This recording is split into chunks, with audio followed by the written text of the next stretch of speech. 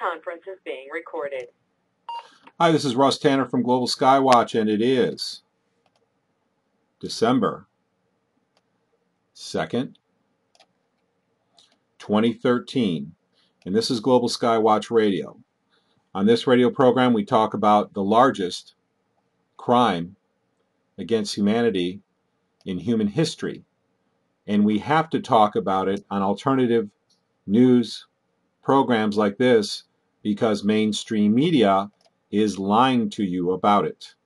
Mainstream media will tell you that the trails that you see in the sky are just contrails, meaning condensation trails, so they're harmless water vapor. But people like myself who can smell them and who can taste them actually know better. Q&A session started. I'm turning on the Q&A mode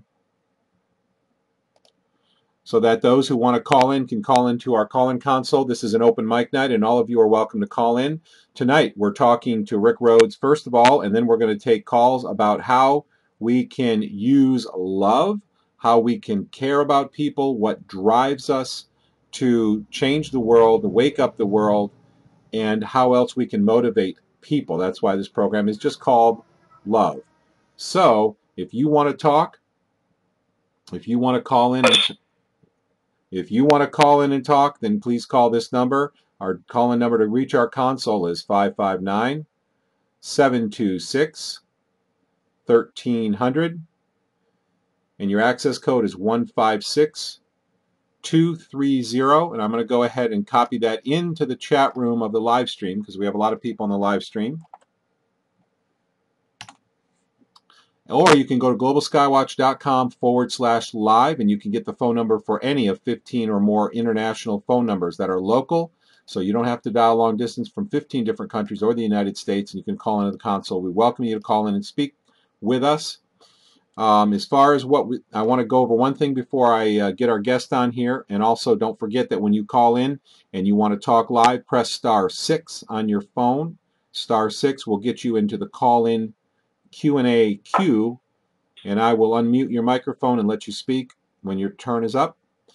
What I do want to go over before I announce our guest this week is I want to tell you what's been going on with the spraying lately. I'm one of the lucky people who has a very hypersensitive sense of taste and smell, and therefore I taste chemtrails. This is why I became immediately aware of them when I first encountered them. The other reason is because I watched the sky in my life and I've never seen a trail come out of a jet ever, not ever. I've lived on military bases, traveled the United States by plane and by ground. I've watched the sky in my life. I collect pictures of jets, both commercial and military, and rockets. I've done that since I was a kid. I've lived in Tampa Bay area most of my life. I live in Maine now, but I lived in Tampa Bay area, which was one of the busiest airspaces in the world. I've seen probably tens of thousands of jets. I used to go to drop zones and watch paratroopers, people parachute, because I have family members who do that, and I have military and family members who also do that. Airborne Ranger was very interesting. I've gone up with them. I have taken flight lessons. I've been in small airplanes. My family owned planes in days past. I've always been a sky watcher since I was young, and I have never seen a trail come out of an engine. If I had ever seen a trail come out of an engine, I would have thought that it was on fire or there was something wrong with it. Today, we have meteorologists who are lying to the public. We have textbooks that are lying to the public, not only about chemtrails, but also about the Second Amendment. If you've seen the textbooks now that are coming out saying very, very, very much softening up the Second Amendment and other things about the Constitution and personal rights. These textbooks are lying about chemtrails, saying that they're harmless water vapor contrails, which is absolutely a lie.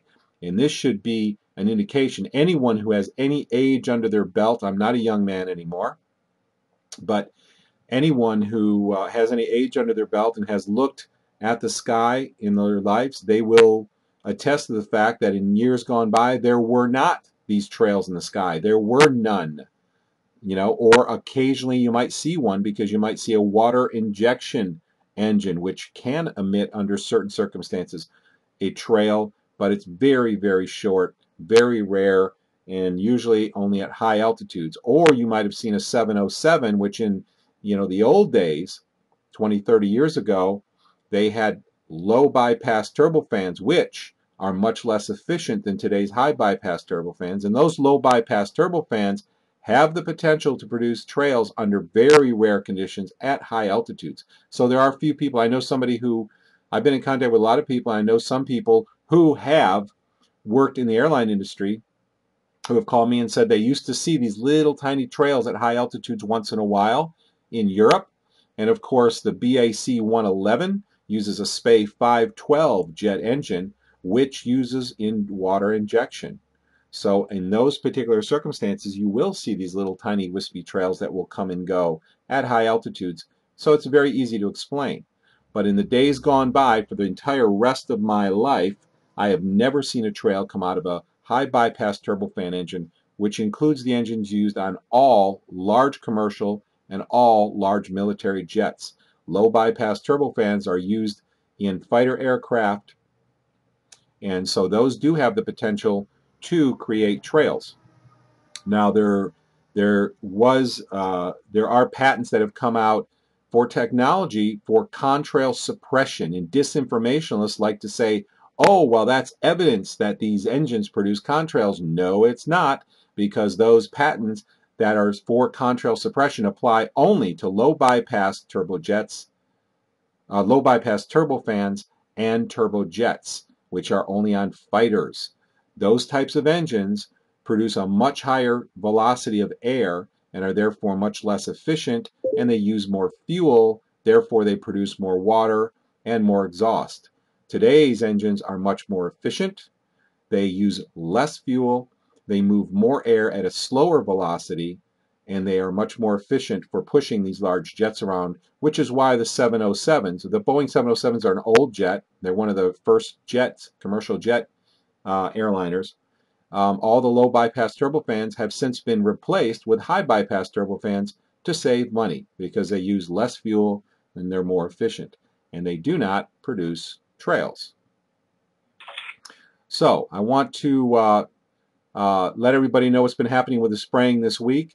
For the last, it must be 6 weeks. I don't log this because that would just be another thing to do, and I already have my plate full, but I would say roughly 6 weeks we've had a tremendous increase. And all of a sudden, we have been having most of the chemtrail types, which I've been experiencing, and there have been 9 that I've now isolated that have unique senses, unique odors and tastes.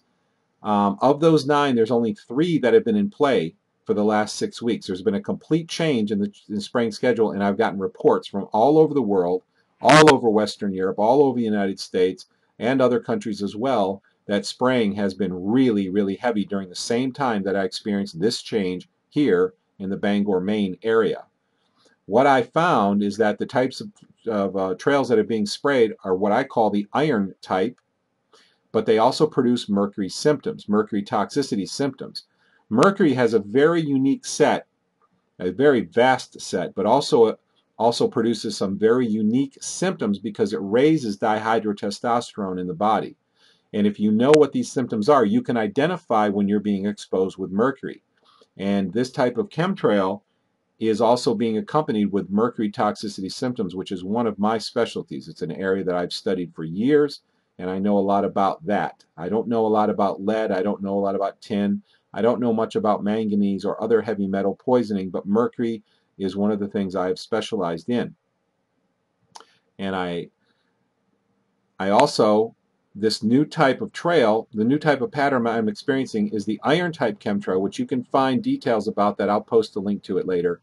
But the iron type chemtrail, but with the mixed mercury symptoms, which it usually is not accompanied with mercury symptoms in the past, but this has changed in the last 6 weeks, plus or minus, is sprayed intensely all day. The mildest part of the day, almost every day, this pattern doesn't change very much, hasn't changed very much in the last 6 weeks. The mildest part of the day is about from 3 or 4 p.m. until about 7 or 8 p.m. And then roughly about 8 or 9 p.m. it gets intense, and it's intense all day until about 7 a.m. and it'll get mild for a few hours, and then it will get intense again.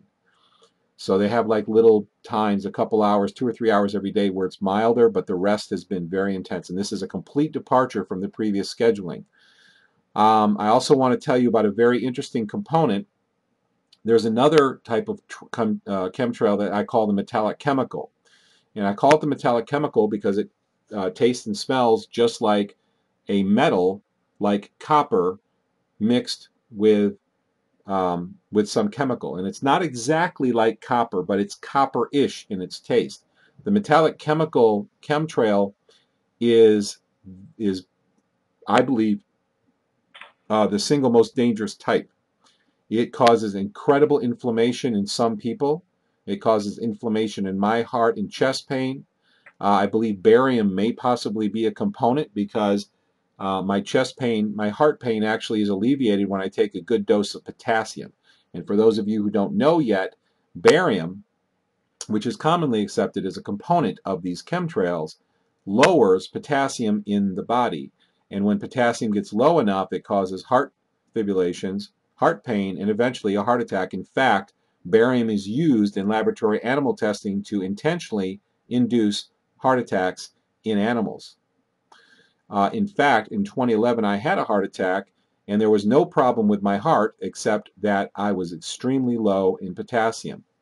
So the interesting thing about that heart attack was it was the exact same pain that I'd had that was completely modulated by the intensity of the chemtrails in the air. And because I can taste and smell them, I can make that correlation that heart pain always was in lockstep with the intensity of the chemtrails in the air. This is really important to understand, because I wonder how many people have not learned about potassium, not learned about taurine, which also helps keep electrolytes around your heart, and have suffered heart attacks and died, as I thought I was going to when this happened. It was the first time I've ever been in an ambulance, first time I've ever had a heart attack, first time anything like this has happened to me, and I thought I was going to die. But now that I take a lot of potassium and I take taurine, which is an amino acid you can get at any health food store, it helps me tremendously. In fact, I can take, when the metallic chemical chemtrail is sprayed, I can take a good dose of potassium and have the pain actually begin to alleviate within 15 minutes or so. So it's a pretty quick reaction. Now, I'm getting back to talking about the metallic chemtrail type had a metallic element to it and a chemical element to it, to the taste. What happened, I noticed, is that over the last 6 months, they would spray this type, but the copperish taste, the metallic element of the taste, would be much stronger. And when that occurred, my heart inflammation was much more severe. So whatever that metal is, maybe it is barium, I don't know, because I don't know what barium tastes like. I do know what copper tastes like, and it kind of tastes like copper, but not exactly. When they sprayed that particular version of the metallic chemical where the copper was high and really concentrated, the copper taste, it really caused inflammation, or really caused that pain in my heart. So I really had to take some doses of potassium to counteract that. What is happening now is that copper-ish element is being sprayed without the chemical taste being present. And I've seen this pattern now for the last couple of years. There have been a couple new chemtrail types that have been introduced, like the swamp water type, which I am completely convinced is biologic, and I've explained that in detail why before. And if you want to see those explanations, I'll show you where to go in a minute. But what they've done is they've taken the new types that have been introduced, and they have cut out the old spraying of the old types and really concentrate the new more damaging types, the more intense types. And that's what I've seen happen. So getting back to what I see happening now, we're having the iron type mixed with mercury symptoms during the daytime, shortly after dark, or, well, actually it's a while after dark because it gets dark here early in Maine in the winter. But around 9 o'clock, which is about 10 minutes from now, of course it is plus or minus an hour. The schedule is not real tight, but it is pretty consistent. So anytime between now 9 o'clock, maybe 9:30 or so, we'll probably get hit. And of course there are exceptions. You know, a night a week or 2 nights a week, the schedule is a little bit different. But the rest of the days are the same. What happens is will get hit real hard between roughly around 9 o'clock plus or minus a little bit of time. But what we're hit hard with is we're hit hard with just the copper element of the metallic chemical type. Okay? And that is really tough to deal with. Then what happens about 11 o'clock plus or minus an hour, usually it's between 11 or 12, I should say. Sometimes it's been as late as 1, but between about 11 and 1, we'll get hit for 2 to 3 hours with the acetone type. That one also causes mercury symptoms. Most of the other chemtrail types do not, but the acetone type has from the very beginning. And this, when they spray this starting at between 11 and 1 in the morning every night, a lot of people smell and taste the acetone type. It's almost like fingernail polish remover. Other people say it smells or tastes like paint, and certain paints have that smell as well. But I call it the acetone type because that's what it smells or tastes like to me. I don't know if it's acetone or not. I don't know. But I do know that's what it smells and tastes like. And it also causes mercury symptoms. They spray that for 2 to 3 hours starting between 11 and 1 a.m., 11 p.m. and 1 a.m., and it'll go on for 2 to 3 hours, and then it just stops, and then they continue with the copper element of the metallic chemical type.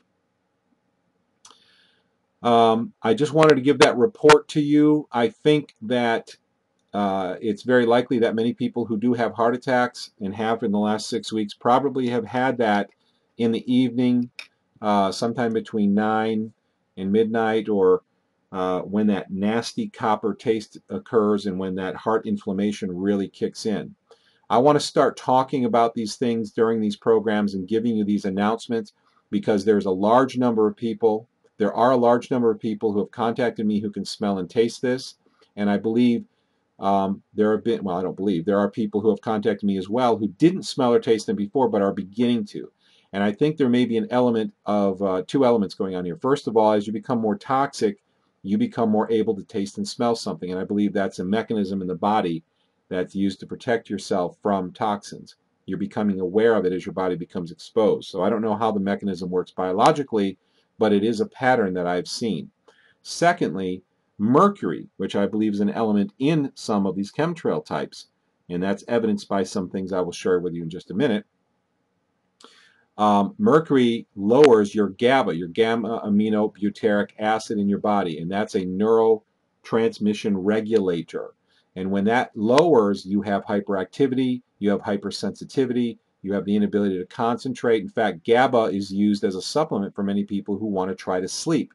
If you have that racing mind or the song that you can't get out of your head, or you can't stop thinking about your to-do list, then people will take GABA. Well, why is your GABA low in the first place? Probably because you are having mercury exposure. Okay, some of the evidence for mercury exposure, there's tests that are done across the United States. I could look this up now, but I don't want to take up the time right now. But every 2 years there are tests across the United States that measure mercury levels in the blood of citizens, and it has been increasing since 2008, if I remember correctly, somewhere thereabout. And that's interesting because it correlates with the massive increase in chemtrails that occurred in 2005. Of course, there have been spraying chemtrails long before 2005, but there was a massive increase in 2005. And I went on manta.com,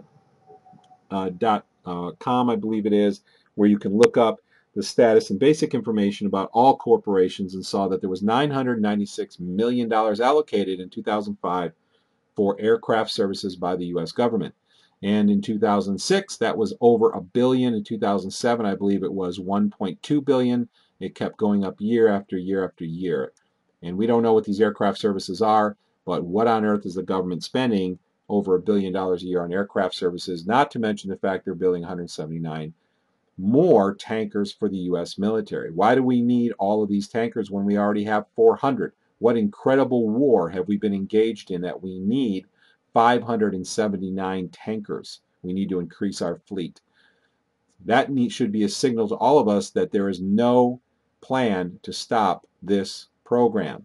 It's up to you. You have to be involved and do something about this because it's not going to stop otherwise. So, not only has blood mercury levels been going up, but mercury levels in soils have been going up, and mainstream media has been lying about it, as they do all the time, saying that these mercury levels in soils are going up because of power plants being built in China. However, if you look at the Gaussian deposition of mercury around power plants, they don't extend more than about 12 or 14 miles. So guess what? The California Air Quality Resources Board did some research and said that the metals that are being reported as rising in U.S. soils and being blamed by the media on power plants are not coming from Chinese power plants. They can tell that these metals are not coming from those power plants. So the question is, where are all these metals coming from, including mercury?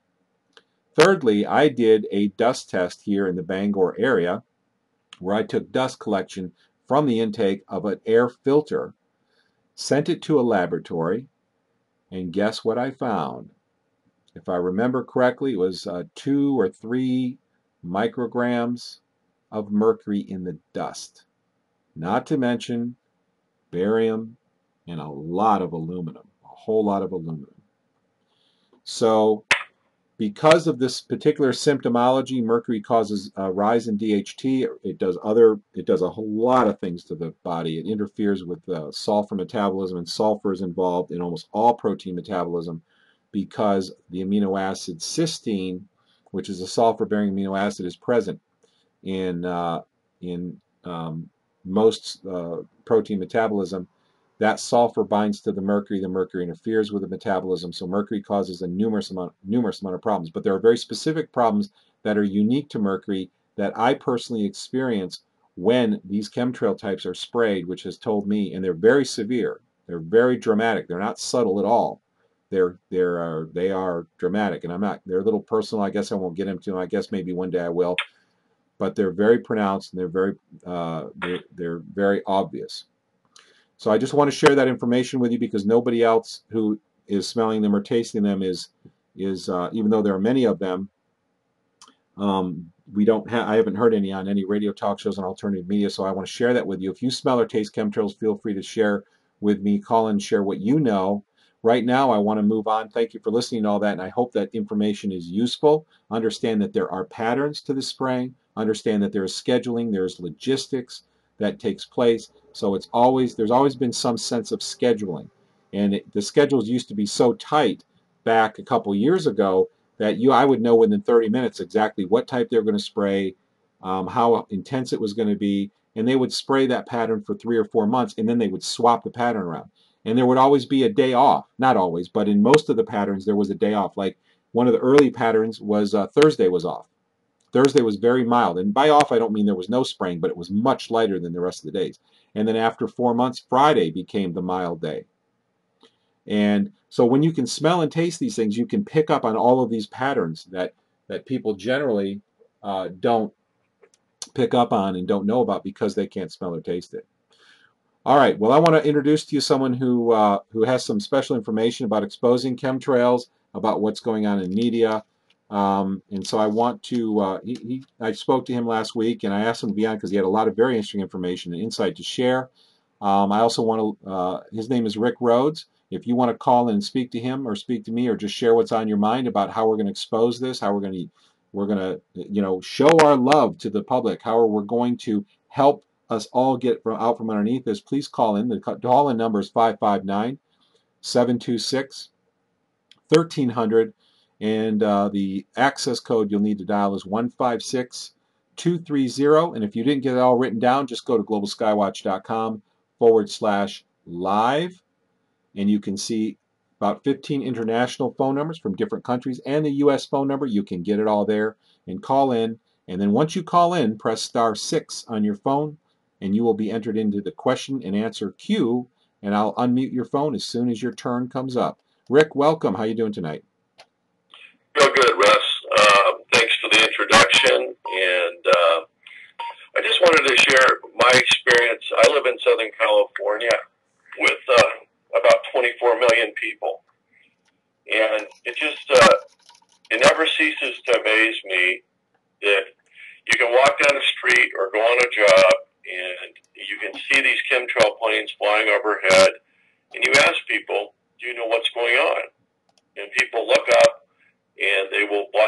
say, oh, that's just a contrail, or that's just a normal vapor trail from an airplane. And I point out to people that it's not. And it's utterly amazing that everybody is so blind to this. And you're talking, it's almost a daily occurrence in Los Angeles, if not every day. And 24 million people all throughout Southern California. I have friends that live in Orange County. I have friends that live in San Diego. And the friends that I know who know what's going on, they call me and tell me whenever they see the planes. And it's just stunning that people don't know what's going on. I think that where you live in Bangor, Maine, you must be hammered on a daily basis. But I think that they can't do it that heavily to Southern California with this many people without them being caught. And so they have this whole program to deceive us into thinking that these are real clouds. So you wake up, and let's put it this way. Southern California is sunny every day. I mean, we rarely ever get rain. It's a desert. So you should wake up to sunshine unless you live right next to the coast. And we do. We wake up. It's sunny. I live about 9 miles from the coast. I wake up. It's a sunny day. And at 11 o'clock, the planes start changing the sky. And you see them go flying in grid patterns. You see them flying tandem. The other day I saw 4 jets, 2 flying at 2 others at high altitudes. I've gone to Flight Radar 24. These planes are not tracked. And I found that the best way to let people know what's going on is to just personally walk up to them and say, you know, what's going on when they're doing it, and point it out to people, because people don't seem to be getting the message at all. Yeah. And you know, I've seen pictures of the school books that they're teaching kids that chemtrails are a normal thing. I've seen them on TV shows. You watch a TV show and there's chemtrails in the sky. It's just not right. Now, my brother is a commercial pilot. He's been flying for one of the major carriers for 20 years. My dad was a Navy jet fighter pilot. And both my grandfathers were Navy pilots in World War II. So I've been around jets my whole life. And I'm 53 years old, and I never saw any type of cloud like this as a child. And it seems that the program has ramped up heavily in the last 3 or 4 years that I've noticed. It's just beyond belief. Everywhere I go, I see it. I think they actually have ships now that are chem ships that pump the stuff from ships off the ocean when the wind is right, so they don't even have to do it from the air. And it's a very extensive program. And I had a really interesting conversation recently with one of the leading climatologists in the world. And he works for one of these universities. And his degree, I'm not going to tell you everything about his degree because I will probably tell you too much, and then I will out this guy. But he said to me that the program hasn't started yet. And nobody talks like that. Nobody says the program hasn't started yet when I'm saying there's a whole fleet of airplanes spraying this stuff in the sky. Nobody says the program hasn't started yet unless they know that there's a program that's going to happen. Do you agree with me? Absolutely. So he had the nerve to tell me, well, I had a lot of different things that I asked him. And he said that if we don't do the program, our planet could end up like Mars. He says it's inevitable they're going to start the program. So he knows about the program. In his job description, he had atmospheric sciences, physics, and aerosols. That was his specialty. And when I was in college, I never even heard the term aerosols in anybody's degree. So the fact that people have degrees in atmospheric aerosols is something that we should all be aware of. But the whole idea of getting people to know what's going on seems to be incredibly difficult. And the level of disinformation that's out there is just beyond belief.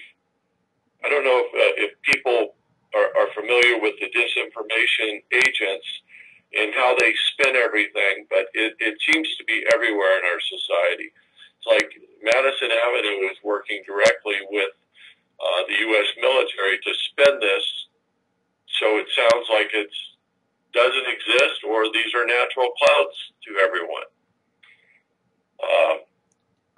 But I don't know how the people of Southern California can wake up and go, wow, that's pretty amazing. We had a blue sky this morning, and now it turns into this silvery, wispy stuff. You see the trails, and they expand, and then they become all wispy, and then as it starts to dissipate, they re-up, and a new plane will fly over. I was working on a job 2 days before Thanksgiving in Arcadia, which is a little east of Pasadena, and there were about 25 of us sitting outside, and I saw the chemtrails when I was driving to the job. In fact, the chemtrails were so beautiful with the sun rising that I took my really good camera while I was driving on the freeway and took a bunch of pictures of them through the front windshield of my car. Once I got to the job site, though, I watched them flying overhead, and the grid pattern that they were starting happened to originate almost above my head where we were working. And these planes are up at altitude, 30,000 plus feet. I don't know how high. Maybe they're up at 40,000 feet. But I was trying to educate some people to what was going on. And this one girl said, Rick, what is that above? And I looked up, and there was a tanker flying over, up at 30,000 feet, doing its chemtrail thing. And she knew what a chemtrail was after I explained it to her. And I explained the difference between a contrail and a chemtrail, and she got the whole thing. But what was amazing, Russ, was I saw the tanker, and then above it, I saw a black diamond-looking craft that I'd never seen anything like it. It was also putting out a chemtrail. It's 1,000 feet above the plane that was flying. And I'm going, she actually said to me, she goes, what type of plane is that? And I go, I've never even seen anything that looks like that. The closest thing I can think of is two stealth fighters put end to end and flying like as one plane. It looked like purely a black diamond flying, and it had a sputtering chemtrail coming out of it. Not like the fluid chemtrail that was coming out of the tanker plane below it. Mm-hmm. But Okay. it's really difficult to comprehend that people don't know what's going on. Yeah. And educating the people is so incredibly hard to do because people they don't get it. They think, well, a lot of people will say to me, well, what can I do? And then I have other people, I've actually had people tell me, oh, thank God they got rid of the sun because it was too hot today in LA. And yeah, it's it's astonishing. I mean, getting rid of the sun by spraying toxic metals and chemicals in the atmosphere that are burning the leaves of plants, that are contaminating the soil, killing the whole entire ecosystem. And also, people have to remember, if you think you're immune to this, your lifespan is dictated by the number of particulates and the smallness of the particulates that you breathe. So you've already lost time on your lifespan because you are breathing massive amounts of tiny particulates. The smaller they are, the more toxic and the more they shorten your lifespan. So everybody's being affected by this.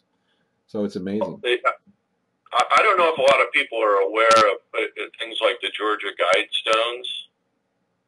Have you ever brought that up on your show? The Georgia Guidestones is kind of a scary thing. written in 12 different languages, and it was put up by a guy named R.C. Christian. I don't know if that was his real name, in Georgia, here in America. And the first rule of the Georgia Guidestone says, don't ever let the human population exceed 500 million. Yeah. Yeah. When you look at stuff like that and you go, well, they're spraying chemicals over our head, and they don't care about plant life, animal life, human life. Yeah. You know, what's the extent of this program? Well, you've got, you've got, Ted Turner says he believes in depopulation. You've got all kinds of people that have come out in powerful positions saying, there's too many people, we've got to kill off the people, and they glamorize this as if it's something wonderful. This is mass murder. We got to call it for what it is. It's absolutely unbelievable, not only that it's happening, but that people are so resistant to waking up to it. Well, if you've listened to Jane Burgermeister talk about the flu vaccine, yep. Listening to her talk about the flu vaccine, it makes me worry for her life, because here she is, a reporter, talking about something that was horribly wrong with the flu vaccine over in Europe, and she brought it to the world's attention, and you know what? I'm not taking the flu shot anymore. I'm breathing chemicals in my air. My plants don't grow the same anymore. And what about the people who have solar cells? You're losing power to your solar cells or solar water heater because they have this crazy program going that nobody knows about, but we're paying for it. Right. It's insanity. Right. Well, and if it is true that the climatologist says that we're going to turn into Mars if we don't do this program that hasn't started supposedly, maybe we should rethink the whole fossil fuel program immediately instead of going straight into dumping chemicals into the atmosphere. Well, I for one think that the problems that we are having through natural industrialization of the earth have been dramatically exaggerated for the purpose of trying to justify this program. I think that they knew decades ago that they were going to do this program. In fact, they started it. There's a logistics to work out. They had to design the equipment. They had to design equipment to produce the materials. They had to produce factories to produce the materials, massive amounts of materials. By their own numbers, 20 to 30 million tons of powdered metals a year. So the logistics, the money, the time that has gone into this is absolutely incredible, and it had to come from somewhere. Now, I'll tell you what, I'd love to, if there's anything else, I want to take a few callers. If you want to stick around and chat with us, you're more than welcome to. Do you want to stick around? Is there anything else you want to say before I take some callers, and would you like to stick around afterward? Yeah, I'd like to say a couple things really quick, though. Yeah, go ahead. What I found, Russ, is if people need to walk up to people, and I don't care who they are, if they look like they're rational people, and they're spraying, and you can tell that they're spraying, and you see a jet, you want to bring it to people's attention. And then you want to refer them to a website so they can become more informed. But people have to know what's going on. They really do. And it's so hard to get people to actually take a look, think about it, and then go, oh, there's a website I can learn more. It's a really difficult process, but I think that awareness is the key. And I love the idea that you had of doing skywriting that says, hey, look up in the sky, because we're doing skywriting, but they're doing chemtrails above, right? Yeah. Yeah. Yeah. Skywriting would be a great idea. In fact, a lot of you had called in and talked about, you saw SOS in the sky, and you saw the videos, and you saw Last Chance written, and that was all part of a promotion from some Fox program, some sci-fi program they were promoting at the time. And I know that because I actually called the company who does this and got pricing on it. And you can have this done anywhere between, you can have conventional skywriting done for a few $1,000s, and you can have that digital skywriting done at a much higher altitude, and the letters are much larger for about $12,000 to $15,000, and you can literally cover an entire city. Now, of course, everybody's not going to see it, but anyone who's outside has the potential to see it, so it has a potential huge coverage. And we do have. I'm trying to get somebody to manage a project to do just this. Okay, so if you're interested, please contact me, and let's put together a core council of people who will work together on this project, on a skywriting project to expose chemtrails. And also, there's a billboard project. And if the man who was going to be on every show, and I don't know if he has called in, gentleman who's going to be with us, but if he does call in, please let me know by pressing *6 when you call in, getting into the Q&A mode, where they are working on right now raising money to do billboards. So I think those are two great ideas. I also think this project is so important that people should be going door to door with flyers and keep track of the neighborhoods you covered and get as many people as you can. And it's not intimidating. You're not trying to sell anything to anybody. Just say, hello, we want to make you aware that you're being sprayed right now. Here's a flyer. Please read that. You can see a free movie online, a DVD, free streaming media online about this, and we're just making you aware. Thank you very much. Have a great day. And I think you'll find that 90% of the people, or 95%, are very receptive to that, and it's a great way to get the word out. Well, I got to tell you an interesting thing. My son called me the other day, and he goes to school in Los Angeles in the Valley, and he called me the other day, and he goes, "Hey, Dad, there's actually real clouds in the sky. Should I take pictures of them?" And it was like how it's so ironic. It's like, wait, because you finally see real clouds, you want to take pictures of them? Yeah. I've been a sky watcher all my life. I know what clouds look like. I hardly ever see natural clouds anymore, ever. They're very rare to see in this area. So that should be alarming. All right, anything else you want to say before we take some callers?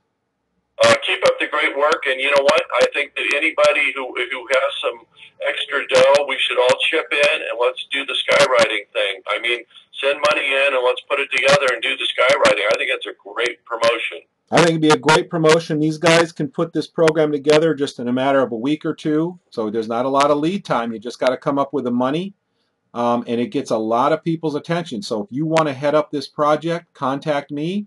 Let's get a core of people together to work on this project so nobody has to labor too hard. Spread the labor around. It's really not too labor intensive. You need to just basically raise the money and then give the message to the company, and then we need people out there to videotape it when it happens because we want to get as much re-exposure as possible. All right, so Rick, I guess you're going to hang around for a little bit and talk to us, right, when people call in? I will. All right, perfect. I really appreciate all the information. I want to make everybody aware that, first of all, if you want to call in, go to globalskywatch.com/live, and the phone numbers for 15 different countries and the U.S. are there. The phone number is 559-726-1300. Please feel free to call in. The access code that you have to dial in is 156230. And if you want to enter the Q&A queue so you can talk to us, just press *6 on your phone. I want to make everybody aware, people who've been doing this for any amount of time will realize that there are disinformationalists who, I actually had a guy call me a while back who was in the military. I told this story, I believe, last week. And every year, he and his military buddies get together and meet and talk and chat about what's going on. And this guy went to his get-together, his annual military meeting, and his buddy was bragging about how much money he's making. And his friend said, "Well, what's going on? What are you doing?" He said, "Well, basically the Army, or whatever branch he was I don't remember who he was which branch he was affiliated with, but the military he was in before had contacted him after he retired and set him up with a business making all kinds of money with 200 people who sit in a room and they create Facebook accounts, websites, and blogs that spread disinformation, trying to convince the public that these are contrails in the sky." This is really going on, people, and these are your tax dollars at work in mainstream media because it's owned and controlled entirely by the corporations who are profiting from these military-industrial complex projects. Will never tell you about it. It's not going to happen. Do you think that a news program, your nightly news, which is receiving hundreds of millions of dollars from pharmaceutical industry to advertise anti-this and anti-that drugs are going to show you cheap, inexpensive, and effective alternative modalities for getting rid of those diseases? No, the news isn't going to do that because it's going to subvert their advertising. And there's also much deeper reasons they're not going to do that as well. Let's take our first caller. You're welcome, caller. You're on. What's on your mind? Yes. Hello, Russ. Hello there. Who's this? Hi. Hey, I'm trying to wrap my head around this the difference between the high bypass and the old 707 engines. Oh, excellent. Well, let me help you out with that. The way that works is that the high bypass, if you look at a high bypass, in fact, if you're looking at the stream right now, let me show you exactly how that works. If you're looking at the live stream, let me bring up a picture of a high bypass turbo fan. And next caller, I'll have you on for just a minute, so just hang in there with me. Right here is a video from General Electric, and this shows a high bypass turbofan. And what you'll notice about this is that in the front of this engine is a big fan. And this fan pushes the vast majority of this air through the engine. It does not get combusted. It does not get heated up by the fuel.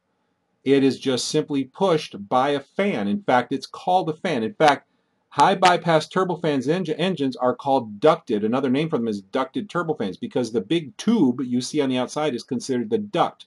Just like the duct work in your house, it's a duct. It ducts the air through, and it makes the fan much more efficient going through it. Makes the air, the fan more efficient when it's pushing air through it. Now, you'll see in the middle of this engine, this is called the core. And the core is where the combustion takes place, and the core is actually where the turbine is located. And the core turbine is what turns the fan. So as the fuel gets combusted and gets blown out the backside of this engine, the majority of the air that's being pushed through is the same temperature as the ambient air, but it's pressurized because the fan and the core engine are blowing all this air out. Now, in order to have condensation, you need a vacuum and you need coolness. But what you have on the output of a high bypass turbofan is you have pressure, not vacuum, and you have heat, not coolness. Also, less fuel is burnt today than has been burnt by low bypass turbofans of decades ago. Because, of course, you want to burn less fuel because it's more efficient. You want to cut the costs of the airliners. So, therefore, on these high bypass turbofans, they use less fuel, which means less soot. Now, if you see a jet take off at an airport, these jets put out a black soot. You'll see just a little fine black soot, and you can smell the kerosene being burned because jet fuel is essentially kerosene. Now, when this stuff burns, it actually puts a black soot into the air, and that black soot comes out the back, but you don't see water vapor coming out the back. You don't see plumes coming out of the back. And if there ever was a time that a high bypass turbofan was going to create a plume out the back, it would be when it's at its most inefficient operating mode. The most inefficient operating mode of a high bypass turbofan is during takeoff because you're at a higher power. You're pushing air and you're lifting a larger mass because the plane, you have to exert energy to actually lift the plane to a higher altitude. So if there ever was going to be a plume, it would be on a very humid day. That's another requirement, is you need a lot of humidity for these to occur. You'd see them on a very humid day at low altitudes when they're taking off. That's where all this horrible, this tremendous condensation, you don't see that. You don't see all of this condensation coming out of the back. Of course you don't see it because it isn't there. What you see is the black soot of a burnt hydrocarbon, kerosene. That's what you see because that's what's there. Now, what the disinformations like to say is they have a lot of these arguments like saying newer, more modern jets are flying higher in the atmosphere, enabling to generate enormous plumes of condensation. That has nothing to do with it. When you're higher in the atmosphere, there's actually a temperature job. Air generally becomes cooler and drier the higher you go. Well, cool, dry conditions are contrary to contrail formation. So that makes it even less likely that you will have contrail formation. And again, this is just to confuse the public. The public doesn't know and understand these things, so they're very vulnerable to these lying, false claims about this huge crime against humanity. They also like to claim that the newer jet engines burn fuel more completely, turning more of the fuel into water. They do burn a little bit more cleanly, but the amount of fuel is greatly reduced by up to 25% in the newer high bypass turbofans. Therefore, that far counteracts the cleanness of the burn of the fuel. You have much less fuel being 25% less fuel being burned. So newer jet engines do not have a higher probability of producing trails. They have even a lower probability of producing trails, which is already virtually null. The other claim that they make is they say the sudden appearance of trails in the past 10 years is caused by an increase in air traffic. This is another lie, because you can look up online the statistics that air traffic increases about 0.9% per year. Okay, and so let me round that up. If we say 1% per year in the last 10 years, that's 10%. Okay, so when I looked up in the sky and never saw a plume in my entire life, and then all of a sudden one day in Jamestown, New York, where I lived at the time, I never saw jets anyway, because there are no the local airport could only handle puddle jumpers. It's a very small airport in Jamestown, even though it's a mid-sized American city. Beautiful place. I love Jamestown. Wish I could live there, but they're spraying so hard I can't live there. Literally, I had to move because of the chemtrails. It was ruined my health. You never saw jets in the sky, but of course in 2005, all of a sudden jets came and started gridding the sky to complete overcast. And if somebody wants to come to me and say, oh, that's just air traffic, oh, really, flying at super low altitudes, emitting massive plumes in a place where you never see jets in the sky, because they're all flying too high, because there are no local airports. Your nearest international airport is Erie, Pennsylvania, which is an hour away, and the next largest airport is in Buffalo, New York, which is 90 minutes, an hour and a half away north. So that's another lying claim of the disinformationalists. Another one is the government worked on contrail suppression technology because of the trails produced by commercial jets. The government did work on contrail suppression technology, but it had nothing to do with high bypass turbofans. It was for military jets, because why would you be worried about suppressing contrails of high bypass turbofans anyway? And obviously, if they did, well, they're not working very well, are they? Because look up in the air. Okay, but the fact is that technology for contrail suppression was aimed at low bypass turbofans and turbojets that are used on jet fighters, because they didn't want those jets to be trackable over enemy airspace. And of course, that makes sense. You don't want that to occur. And even though low bypass turbofans and turbojets rarely produce contrails, it is possible, and it does happen with those types of engines. But once again, all your large military aircraft and all of your large commercial aircraft are all using high bypass turbofans, which their functionality are contrary to contrail production as well. Then you've got another claim, and I love going through these because I hate lies. I'm sick and tired of the lies. I suffer from the spraying every day, and these liars are going to be tried one day for crimes against humanity on the same level that the people who are doing the spraying, because they are aiding and abetting the spraying by keeping the public ignorant, or attempting to anyway, but the public is waking up. The photos floating around on the internet showing contrails for military jets in the 50s proves that jet engines produce contrails. No, they don't. I've covered that already. I mean, these are, yes, low bypass turbofans have that capability, but we're not talking about low bypass turbofans. We're not talking about military jets from the 50s, which were low bypass turbofans. We're talking about modern, meaning from the 70s on, high bypass turbofans.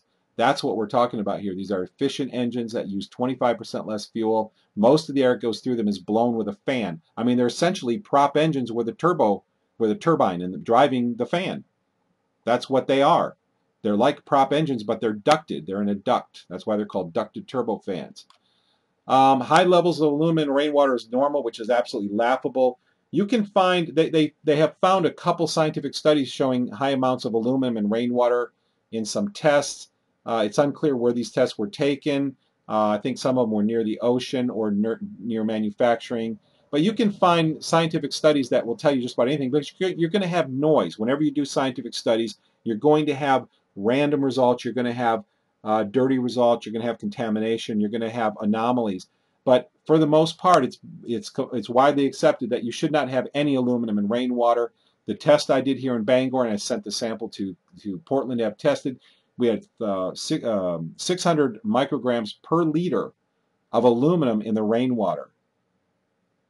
Okay, the secondary maximum contaminant level limit in drinking water for aluminum set by the EPA is 50.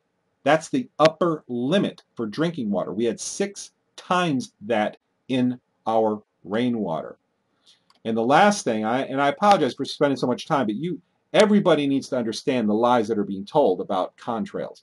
This is how they're pulling this over on the public, is saying, oh, these are contrails. These are not contrails. And all the people who call me know this. The people can smell and taste this, know this. I've had pilots, commercial carriers, I've had parcel carrier pilots call me on the phone, and they don't like to give their name. You know, most of them haven't given their name, but they say to me, hey, I just wanted to let you know, been flying for 25 years.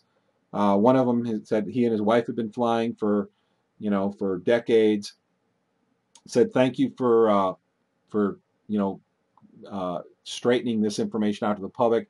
We've been flying for decades and we've never seen trails come out of jets before this. These are commercial and carrier pilots that fly these large jets that use the high bypass turbofans. They know, just like the meteorologists know, but they can't talk about it. Just like that video that Hans made that shows the pilot. Who knows what's going on? If you haven't seen it, you've got to see the excellent video of the pilot who says it's a necessary evil. He knows about it, but he didn't really want to talk about it. He was very resistant to talking about it. Here's claim number 7. Condensation from burnt kerosene freezes and produces ice trails at high altitudes. First of all, the vast majority of these trails are at lower altitudes, and they spread out. At high altitudes, the air is colder and thinner, rendering it less capable of holding moisture. The dry air further incapacitates high bypass turbofans from producing contrails. Remember that most of the air coming out of high bypass turbofan is simply pushed through the big round duct by a fan blade called the fan, and does not get combusted at all.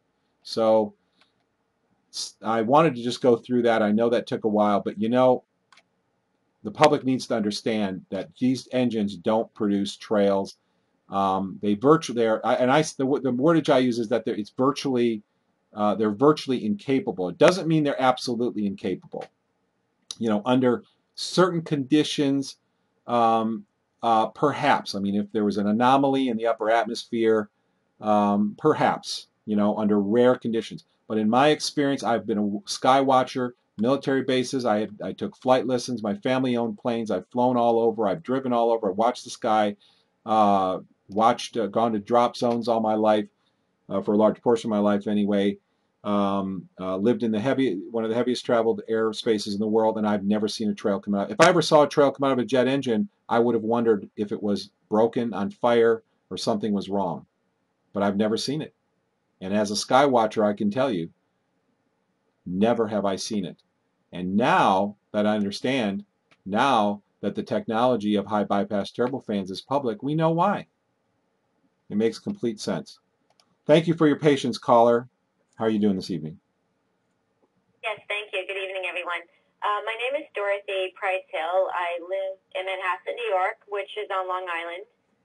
We have noticed over the last 2 years in particular that the chemtrails over Long Island have grown increasingly larger and more frequent. So last summer, I called the Grobeski Airport out here on Long Island. It's actually in Suffolk County. And I spoke to the manager, and I interviewed him about the percentage of military flights as a percentage of all flights that depart and re-enter the Grobeski Airport. He told me that there was a marked increase in the number of military flights, in particular U.S. Air Force. We also have, as many of you know, West Hampton. We also have MacArthur. So we have 3 major airports here on Long Island. I'm the daughter of a U.S. Navy jet fighter pilot. My father trained at U.S. Air Force Base in Pensacola, starting in 1954, together with President George W. Bush.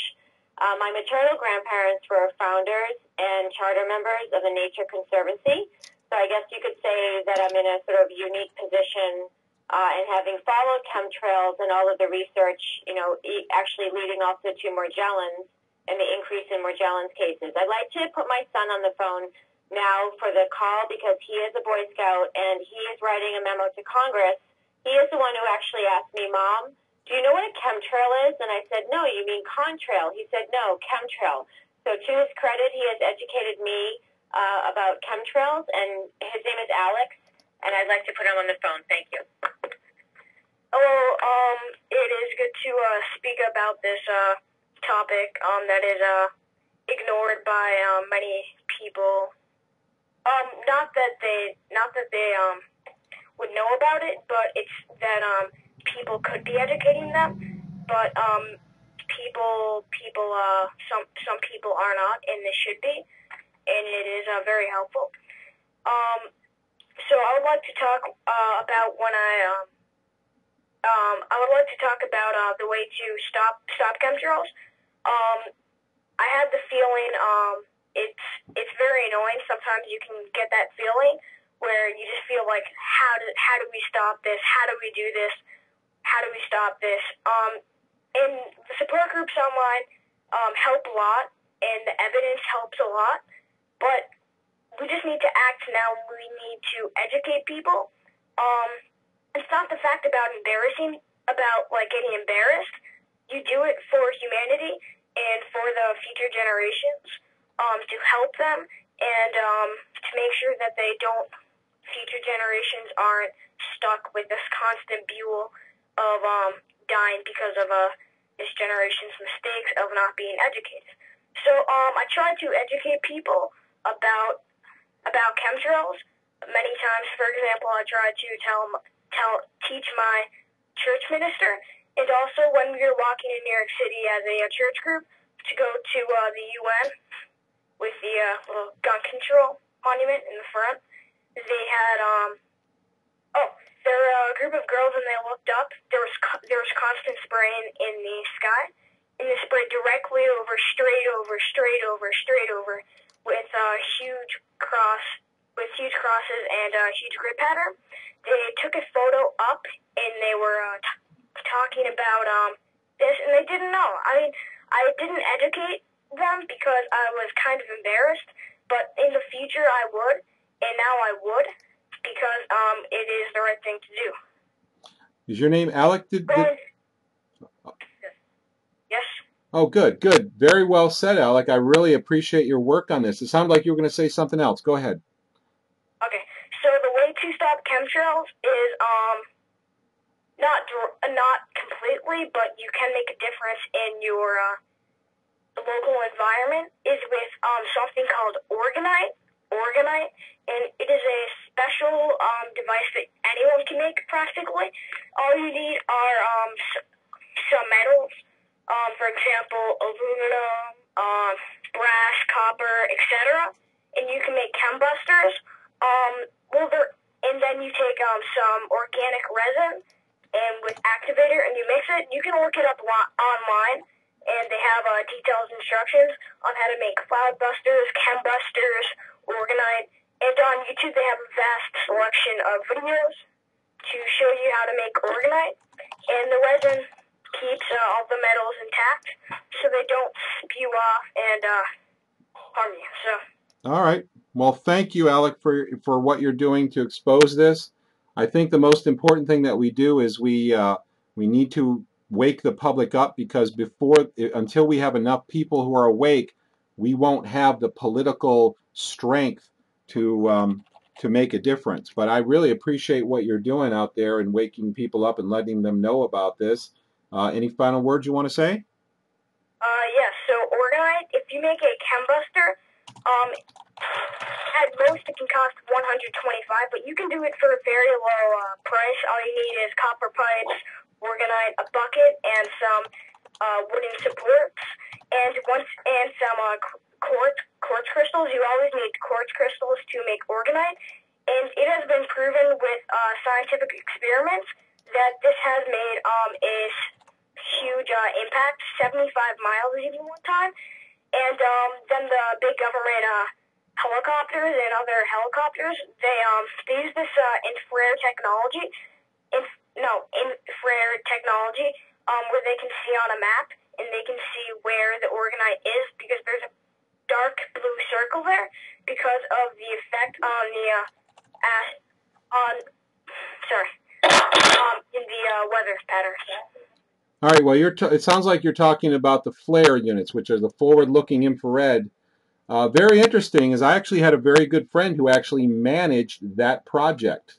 A good friend of mine, he actually was in our band. I was in a band in high school, and he went out. He's very intelligent, got an engineering degree, and he actually managed the FLARE development and for Westinghouse. I actually saw a FLARE unit in Westinghouse. I went to his place of work, and he showed me. And the military guys or the guards almost didn't let me in. They don't let people come in and look at that kind of stuff, but he let me in because my friend encouraged him to. But yeah, that's very interesting. But you know, the whole thing about orgonite is very controversial, and I do appreciate, Alec. I appreciate your input. I do. Thank you so much. And I really want us to work hard to wake up the public. I would like to see some evidence personally about orgonite working. I know there are a lot of people out there who say they work, but I've searched hundreds of videos on YouTube that say, look, it's working. And what they're really showing is they show off at a 45-degree angle a little clearing in the clouds, or they'll show chemtrails clearing as they naturally clear. And I know how they naturally clear because I've taken 3 years of time lapse almost continuously. I have a large collection on the Global Skywatch YouTube channel of time lapse, which are just a small sample of the thousands and thousands of hours that I have of time lapse. So if anybody has some evidence that orgonite does work, that would be great to know. It would be great to see that. Please send it to me. I would love to see it. I'm still looking for it myself, but I remain open-minded. So I appreciate that. Try to do some experiments yourself. It is a good attitude, the controversial thinking, not believing anything people tell you. So that is a good attitude, and maybe you can do your own experiments.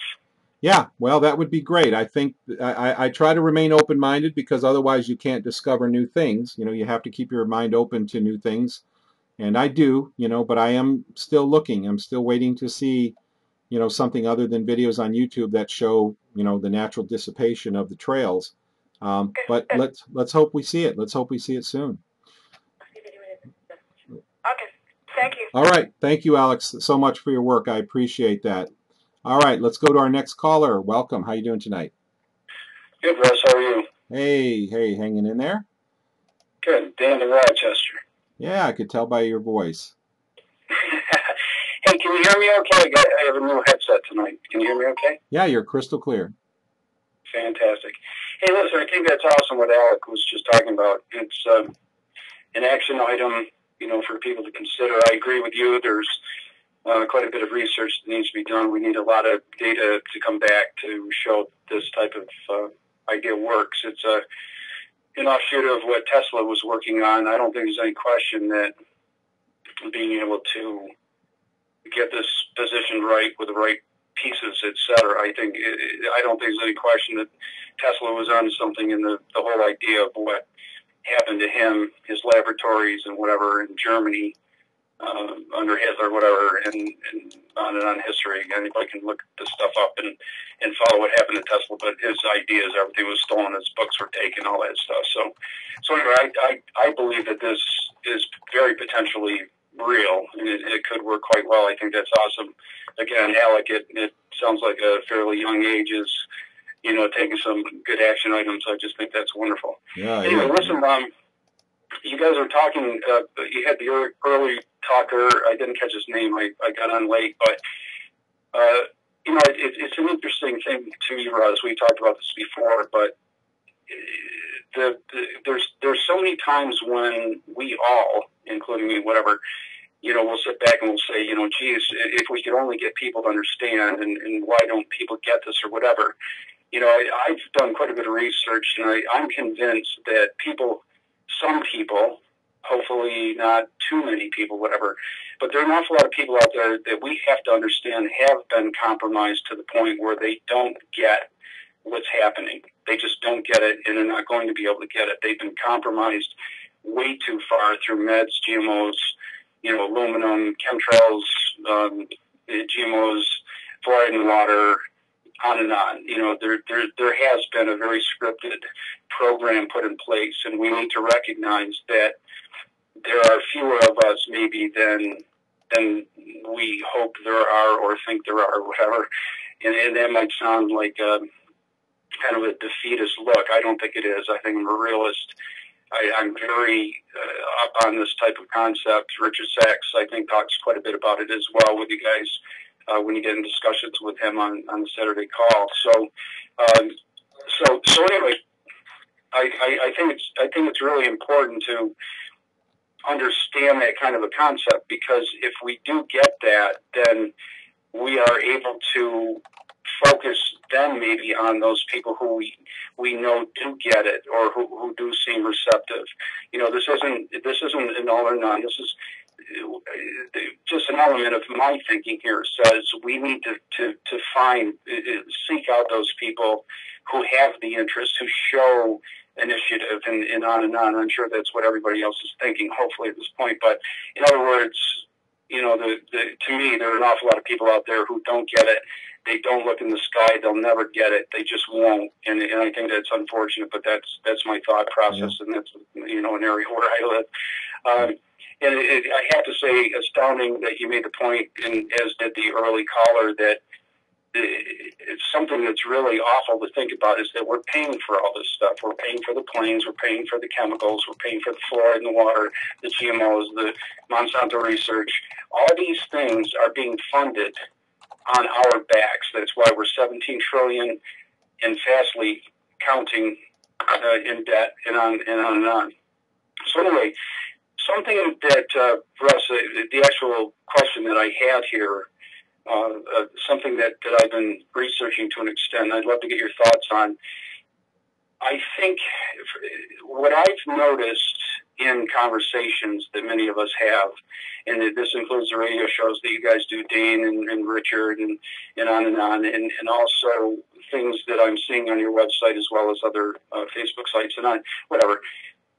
I think there's a tendency to think in terms of the spraying that's going on as being singularity, right? It's like a serial thing that these planes spraying today are here to block the sun, to stop global warming, but I'm starting to research an awful lot, in the thought process that happens here for me is very profound. It's I don't know what it means yet, but there's something very deeply disturbing about the concept of the sprays probably doing more than one thing at a time. And I don't know how much maybe you've talked about this type of thing, but in upstate New York, for example, we get bombarded. As a matter of fact, there's a woman who contacted me on your website at a point, who is working very deeply with Dane, and she and Dane have been organizing people, certain numbers of people in certain states, who will be sort of directors, if you will, of those areas, and will try to find other volunteers who will contact politicians. And it's a pretty good concept, project management, and there's really a lot to it. And she had made a comment in an email that I got from her last night, that we all got from her, and she had made a mention of how heavily upstate New York is getting hammered. That's where I am, okay? And the way she had written this, it made it sound very much like New York was being hammered worse than most other areas. And I have to say that with the tremendous amount of time and effort I put into this stuff, I have to say it's absolutely horrifying what's happening in upstate New York. And there may be reasons for this, whatever. This gets right back to what I'm saying about the question I have for you, Russ, and I'd love to have you expound on this a little bit, but I don't think that the sprays that we're talking about, I don't think there's singularity there. I think there are multiple reasons why these sprays are being sprayed at any given time. For example, here we're in upstate New York. I know for a fact, based on observations I've made, there are clouds that are guided in front of it. This may sound crazy, but it's not. I've seen this. I've been studying this for years. They guide clouds on any given day. It can be a perfectly clear blue sky, but they will guide clouds from the west, and they will guide them to stay in front of the sun all day long. Everywhere else around it will be just clear blue sky sunshine. But where the lakes are, where I am, the Finger Lakes, the whole area is like this perfectly scripted rectangle of where the lakes are east to west. And those are the lines that they set up for spraying. One's north of my house, one's south of my house, and they spray east-west all day long.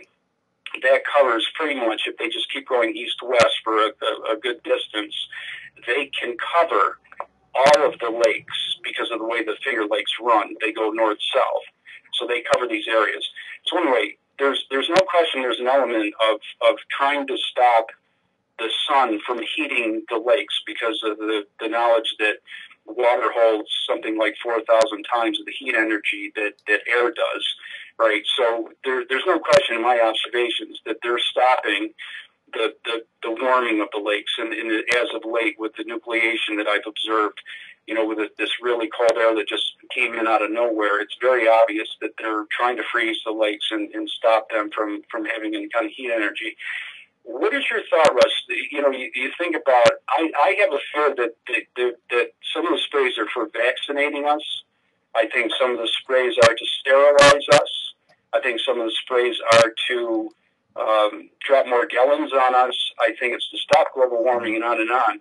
And again, that's the type of thing that I'm starting to try to grasp, is the concept of these sprays having multiple purposes, multiple chemicals. And maybe that's why it bothers some people and not others. Maybe that's why sometimes it bothers you and it doesn't at other times or whatever. Sorry I got so long-winded. I'd love to hear your reply on that, and I'll just sit in the background here and listen to your response. Yeah, I think I'm a very strong believer that there are multiple reasons for the spraying. I think that the first thing we have to look at, and I'm looking for a study right now that I posted. I'm going to see if I can find it. There it is. Here it is. Here it is. Here it is. Let's look at, first of all, I think to answer that question, we need to say, well, what are we finding? What has been found in these trails? Well, of course, we always talk about aluminum, barium, lead, other kinds of things. But here's a test that I think really says it all. This was a test that was done years ago on the residue that was left over after rain, and they did a expensive comprehensive test, and I'm showing on the live stream what they found. And they found 6 types of bacteria, including anthrax and pneumonia. They found 9 chemicals, including acetylcholine chloride. They found 26 heavy metals, including arsenic, gold, lead, mercury, silver, uranium, and zinc. They found 4 molds and fungi, 7 viruses, 2 cancers, 2 vaccines, and 2 sedatives. Now, I will tell you from my personal experience that I have felt there's a chemtrail type that I call the pharmaceutical type, which tastes like a sleeping pill, and it makes me feel so tired. It makes me feel narcoleptic, like I can hardly stay awake. And that affects other people too. It doesn't just affect me. I can just smell it. But when I'm around friends or family, I see them get tired and yawn when this particular type occurs. Okay, now if we're trying to look at what the reasons for chemtrails are, this is a really big subject, but I want to try to be very brief. I think they're there to make people sick, to lower the population. That's one of the reasons. I think that they are trying to, because we have a positive feedback cycle occurring, and this is something Dane Wigington talks about a lot. Methane is being released in massive amounts, and this methane is a very, very warming gas in the atmosphere, and so they are trying to mitigate this problem not to be beneficent, but to cover up the other problems, I think. So I'm not trying to say that I think they're being all beneficent by doing this, but I think by controlling the methane, the temperature increase caused by the methane through the positive feedback cycle of methane releases, they're doing all kinds of things like they're nucleating ice. We've seen pictures of these ice crystals that look like horns. They look like little elephant tusks that are maybe an inch long, and people have taken pictures and video of it because it's the strangest thing. So why else would you have bacteria, anthrax, and pneumonia in chemtrails? Well, because you're trying to lower the population. Why would you have acetylcholine chloride and other chemicals? Probably all related to lowering population and possible herbicides to mess up. One of the ways to control population is to destroy the food supply. So I think that's another modality.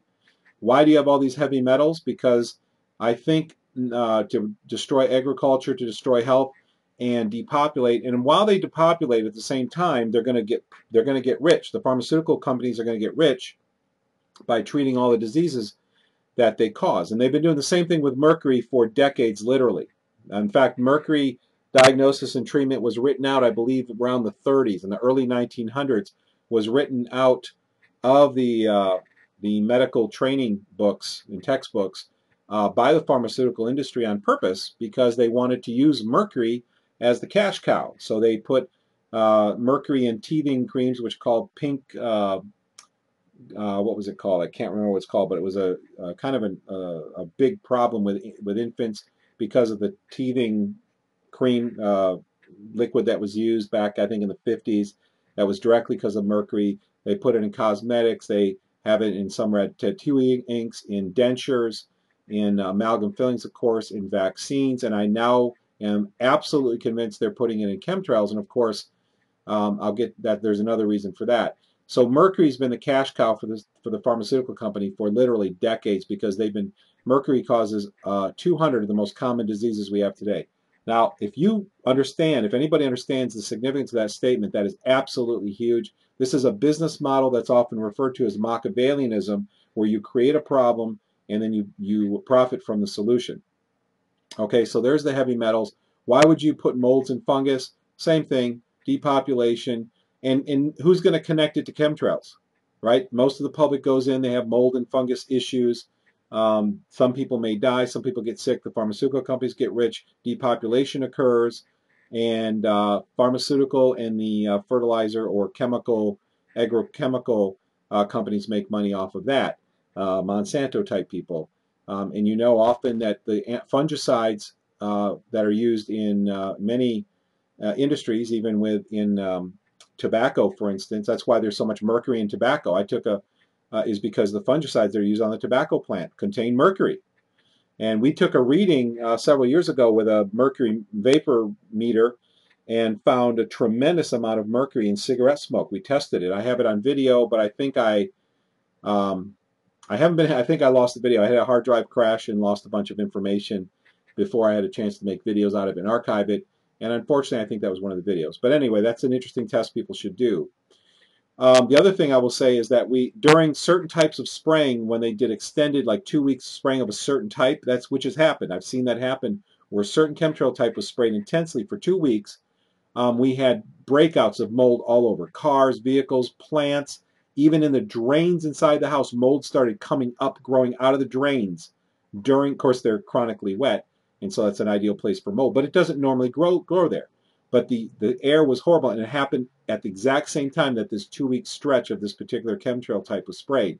And I believe firmly that molds and fungus are included in chemtrail types. This is backed up by some Carnicom research as well. 7 viruses, 2 cancers, 2 vaccines, 2 sedatives, all part of dumbing down the population, depopulating, making money for the pharmaceutical and agro businesses. Gaining control of the food supply as they destroy the food supply and your ability to grow gardens, which is part of the reason why there's a war on gardening, there's a war on raw milk. Why? Because they don't want you to have food, because they want people to die. They want to depopulate. And so that's what all this is all about, I believe. And what they're going to do is they're going to introduce their seeds that they have stored in the seed vaults after this big cataclysm that we're facing right now, because we are on the brink of it. when this happens, they're going to introduce their seeds that they've stored away, and guess what? You watch what happens. If we make it this far, they're going to claim rights to all of the plants that are grown from those seeds, and they're going to literally, just like now, Monsanto owns all the GMOs, all the genetically modified plants. When they reintroduce natural, real created plants from their seed vaults, they're going to claim the rights to them. You watch, and there will be some kind of a huge global subsidy that will go to Monsanto and be funneled to these people who have bought up these corporations and put this incredibly devious plan together. The other thing I want to say is why I believe mercury's in chemtrails, besides the fact that it's a cash cow for the pharmaceutical companies and creates all these diseases, and the diagnosis and treatment for it has been written out of the medical textbooks, so the doctors don't really know how to deal with it properly. They do somewhat, but it's very weak compared to what we really know today. The doctors really don't know what to do. It's very antiquated. But the other reason is because the pharmaceutical industries are facing huge amounts of litigation and a mountain of evidence that vaccines cause autism. And it's absolutely convincing when you see the evidence. And they've been fighting this, and they could face millions of lawsuits because they have induced these diseases through the mercury that's in vaccines. Because the mercury in vaccines, if you have somebody who's I'll go through this very quickly, high testosterone people don't methylate B12. If you can't methylate B12 that you take in, which means combining it with a methyl group making methylcobalamin, you can't process homocysteine. If you can't process homocysteine, you don't make glutathione. If you don't make glutathione, you can't eliminate mercury. So it's actually a self-propagating issue. If you introduce mercury into a high testosterone person who can't methylate B12, you inhibit their ability to produce glutathione. Therefore, they can't get rid of mercury. Guess what? 10, 20, 30 years later, they're going to get arthritis, cancer. They're going to have cardiovascular disease. They're going to have nearsightedness and farsightedness. They're going to have depression, anxiety, OCD, schizophrenia, dementia, and 200 other diseases that could come upon them. And the pharmaceutical industry doesn't want to face the autism onslaught of potential lawsuits that are facing them. So what do? We no longer have a control group for mercury, because why not? Because everybody has mercury now. Everybody's breathing this stuff. And I talked earlier about how we're having mercury in the soils and the blood tests that are showing that mercury is everywhere now. Well, where's all this mercury coming from? I wrote a short article. It says, Where's all this mercury coming from? So I think the people who control the pharmaceutical industries own the corporations that control the government. And again, for those people who don't know this, if you're new and you're just learning about government conspiracies and cover-ups, then please go see the movie called The Corporation Nation, which shows how the corporations and the federal government are not just tied closely together, they are virtually the same thing. It is absolutely astonishing and is documented from the comprehensive annual financial reports, the CAFRs. And so go watch the movie The Corporation Nation. Let me say one thing. I know this is a long-winded answer, but let me say the last thing. By the way, mercury sterilizes too, so it's a very good depopulation agent too. It sterilizes both men and women because it destroys the cillae on the sperm, which help facilitate their movement, and the cillae, I hope I'm saying that right, in the fallopian tubes that help transport the eggs. So that actually is a modality of sterilization, and that is induced by mercury. The last thing I will say is I find this very interesting. Let me pop this up on the screen if you're watching the stream. And I like to tell people about this because I've been very interested in the more mystical, the more spiritual side of what's going on for a long time as well, because as I learned and studied about government corruption, I learned that they have some very exotic views of the world and spirituality. And I also learned things about biblical prophecy. And I want to share with you one very interesting thing that I found. And there's a whole, I could talk about this for hours because it's a fascinating thing that I've looked into for a while. But let me just share this with you too. Now, we all know Dr. Russell Blaylock talks about how the public is dumbed down through fluoride. It's called the chemical dumbing down of America and really the whole world, through fluoride, through mercury, through aluminum, through poisoning, through aspartame and all of these other poisons. And Dr. Russell Blaylock, love him. He's a great guy, very intelligent, has done wonderful things helping spread information and give us credibility. He's a world-class neurosurgeon, award-winning neurosurgeon, retired. If you don't know who he is, look him up. He talks about the chemical dumbing down of the population. Well, look at this interesting scripture from Revelation 18:23. And this is something, again, I could talk on this for hours because it's fascinating, the stuff in prophecy that talks about what's going on today. But in Revelation 8:23, the scripture says, "For your merchants were the great men of the earth, for by your sorcery all the nations were deceived." Okay, now this scripture, what's the context of this? This is talking about shortly before the return of Christ, there's a group of people that are going to deceive the nations. They're going to deceive the world. There's going to be a great deception. There's a lot of writing on this in the book of Revelation. And it's not called, by the way, just so people know, it's not called, I see it even on TV shows, they call it the Revelations. It's not. It's one revelation. It's called the book of the Revelation. It is the Revelation. It's one revelation.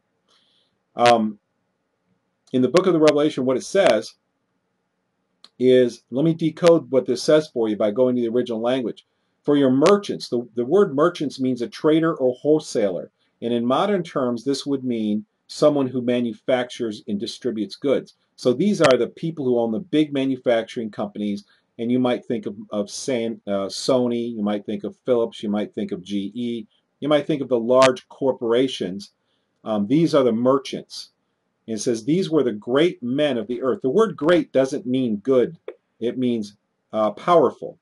Okay, so your wholesalers and traders, which means today, and your manufacturers were the powerful men of the earth. How true is that? The big corporations control the U.S. government. So they indeed are the great men of the earth.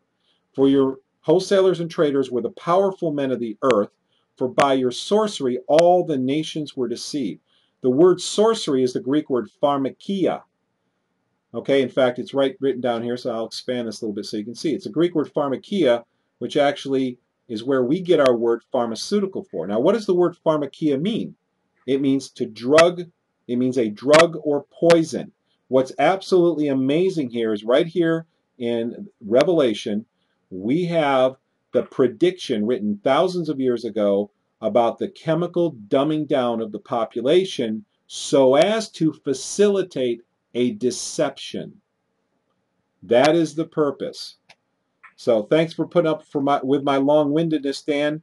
We've only got a couple minutes left, but I hope that is useful information.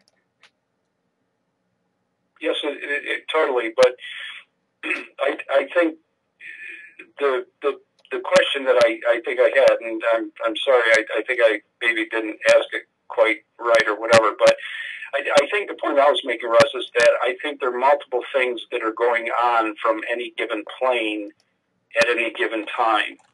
Like multiple chemicals and metals, you mean? Well, oh yeah. So in other words, you know, absolutely. Yeah, I think you're. In fact, based on my sense of taste and smell, you're absolutely right. I mean, I can tell you that they spray multiple types at the same time all the time. And if you look at the pictures of the tanks in the planes, and you look at the technology that these companies offer, who have this technology, they actually have pumps and computer mixing systems that can mix the different chemicals in whatever ratio on the fly. So you can put a tank of fine aluminum powder, fine barium powder, ethylene dibromide, or whatever the chemicals are they're spraying, which I don't know, but whatever they are, you can put them all in, right from the manufacturing plant, right on the plane, hook up your piping, and then have the computers mix them all together as they're dumped out through the jet engines. Right. So that's heading toward where I'm going with this. There are 2 points I think that I look at coming out of that. One is that if there truly are separate entities that are doing separate things, for example, like climate scientists, the military using this stuff for weaponization of space, people like Bill Gates, whoever, for eugenics, and on, and vaccines, and killing off the food supplies and causing the problems of the drought in the West, like Dane talks about, whatever. It seems to me that there are groups that are working with one another, and that's where I'm going with this, is to look at that and maybe start scrutinizing that kind of a concept, because if there are groups working with one another, we're not looking at these things as separate entities, and that might work in our favor. I don't know if that makes sense, but, you know, if you look at something like, again, somebody, you know, we focus on, you know, the Well, let me try to get a handle on what you're saying. So different groups working together to accomplish different purposes. So you're saying that could work in our favor. Like, could you give me an example? Like, how could that work in our favor, for instance? Well, if we knew that say something like David Keith and these guys, right, or the climate scientists, and let's say that they know that, you know, spraying aluminum will work with spraying strontium or whatever, right, that maybe the military is using. If we can make associations, that might help us to find where these people are making those associations, how these people are talking to one another, what groups are working with one another. It just seems to me, Russ, that for a long time, and maybe I haven't been catching what you guys are saying or whoever, it seems to me that when we talk about this stuff, it's kind of like, well, you know, Dane, for example, for a long time, he talked about, you know, these guys are spraying and they're trying to stop global warming and they're trying these new chemicals and ice nucleation, all this stuff. And I'm sitting back and I'm thinking to myself, but what if they are involved with other groups doing these other things like vaccines and killing the food off and on and on? I can't say, Russ, that I have an answer to that question you asked. It just seems to me that there may be latitudes here that we can utilize to try to figure out who is the who, you know, and to work forward. And I think I'll back off there. I just don't know that it seems, again, if certain groups, the climate people, the people trying to kill off the plants and the, you know, whatever, these people, if they work together, they don't have to have as many airplanes, for example. They don't have to spray as many lines. If there are multiple chemicals in those lines, bringing about the success of what each one of these groups is trying to accomplish, you know, like the military, they may be spraying aluminum, but at the same time, you know, the global warming scientists are saying, well, why don't we add some of this?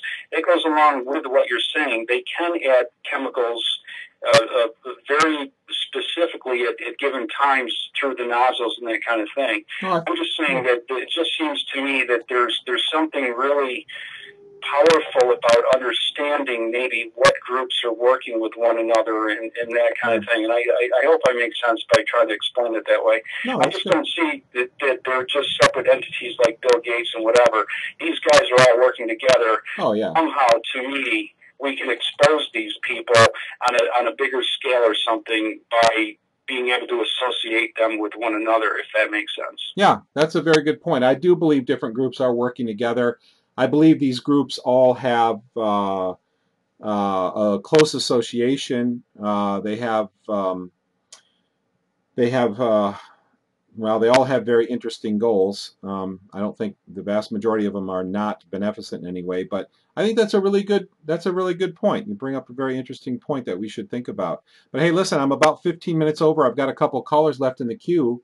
But hey, Dan, I always love hearing from you. You always got intelligent input. I appreciate it.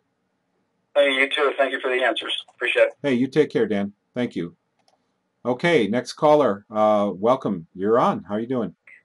Hi, Russ. This is Kate Willen. Hi, Kate. How are you? Hi. I'm doing good. I realized, I just wondered if I could just take a couple of minutes. I know you're nearly out of time, so would it be okay if I just ask a few things or say a few things, and then yeah, go right ahead. I can get off. Okay. First of all, I just wanted to say the young fellow that was on the show, who spoke, not Dan, but the young man before him. I hope that you have that on tape. I know that you do, because you're taping the show. But to me, I think we just got ourselves an incredible sales pitch. I think the voice of children is incredibly compelling. And I would like to propose that we think about a number of approaches that might be very beneficial. Number one, a children's campaign where we interview children and we get their responses, especially children that know. Maybe there's an art project involved, maybe there's going to be a video involved, and we pay. You know, in other words, this whole project of getting rid of this plague, if it's at all possible to do it, is going to take some, not only energy, but it's going to take some money. And I think it would be very good to form, either under the auspices of like Carnicom Institute, which we certainly could do it, some kind of a nonprofit where we can pull together our resources to do what we need to do in the way of a PR campaign. Great idea. I think there are people that know, you know, a lot of people that know, a lot of people that wonder. The difficulty, of course, that we're having is one of public relations, is one of marketing this idea. And Dan, who I think his name is Dan from New York, who spoke before. Yep, that was Dan. Yep. Yeah. Well, you know, he sorry about that. I'm gonna move out of here. Well, he talked about a number of the things, but one of the things is that, and maybe it was you that mentioned this, that the disinfo campaigners it's so great. People are people that have a curiosity about what's going on in the sky. If the curiosity is not very great, and if they're very busy, they're going to go to the first level of acceptance of an answer that they can find. And what they're going to run into, of course, is the debunkers. And then they'll satisfy their curiosity for a while, and they'll go on. And in fact, they might even be very hostile to people like myself or any of the other activists that do take the approach of wanting to educate others. So they'll meet the resistance. They'll be, you know, condemned for it. And some people might even lose their nerve and not want to proceed. So to counter the disinfo, obviously we need our own informational campaign. And one of the ways we I think could do that is through children, and another way is through art. I mean, I'm a singer-songwriter, and I'm working on it. I think that if we have some great songs, some great posters, some great children, you know, all funded, you know, I'm just seeing that there is a way. You know, I mean, I don't know. The other part of it is I work with it spiritually too, and I have really wrestled with, you know, not the acceptance of the program, of course, but that, you know, if this is in Revelations, I mean, we are in the midst of a rolling out of some kind of a huge plan, okay? Not only the planning of the evil ones here, but maybe a bigger plan.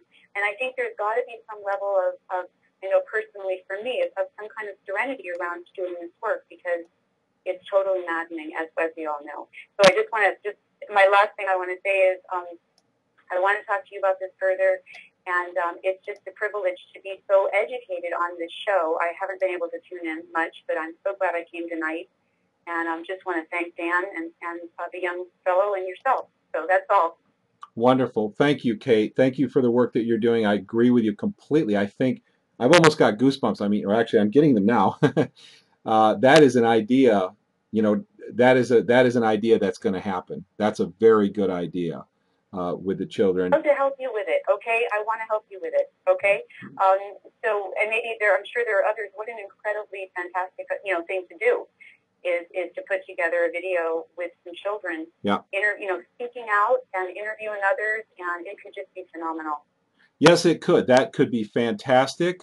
Yeah. I will kick this off right now by saying, now I am very busy. I probably won't be able to spearhead something like this, but I will do this. If you're interested in participating in the production or financing of something like a project like Kate is talking about. I'm definitely interested. I'm interested in doing everything with that, you know, to really help out.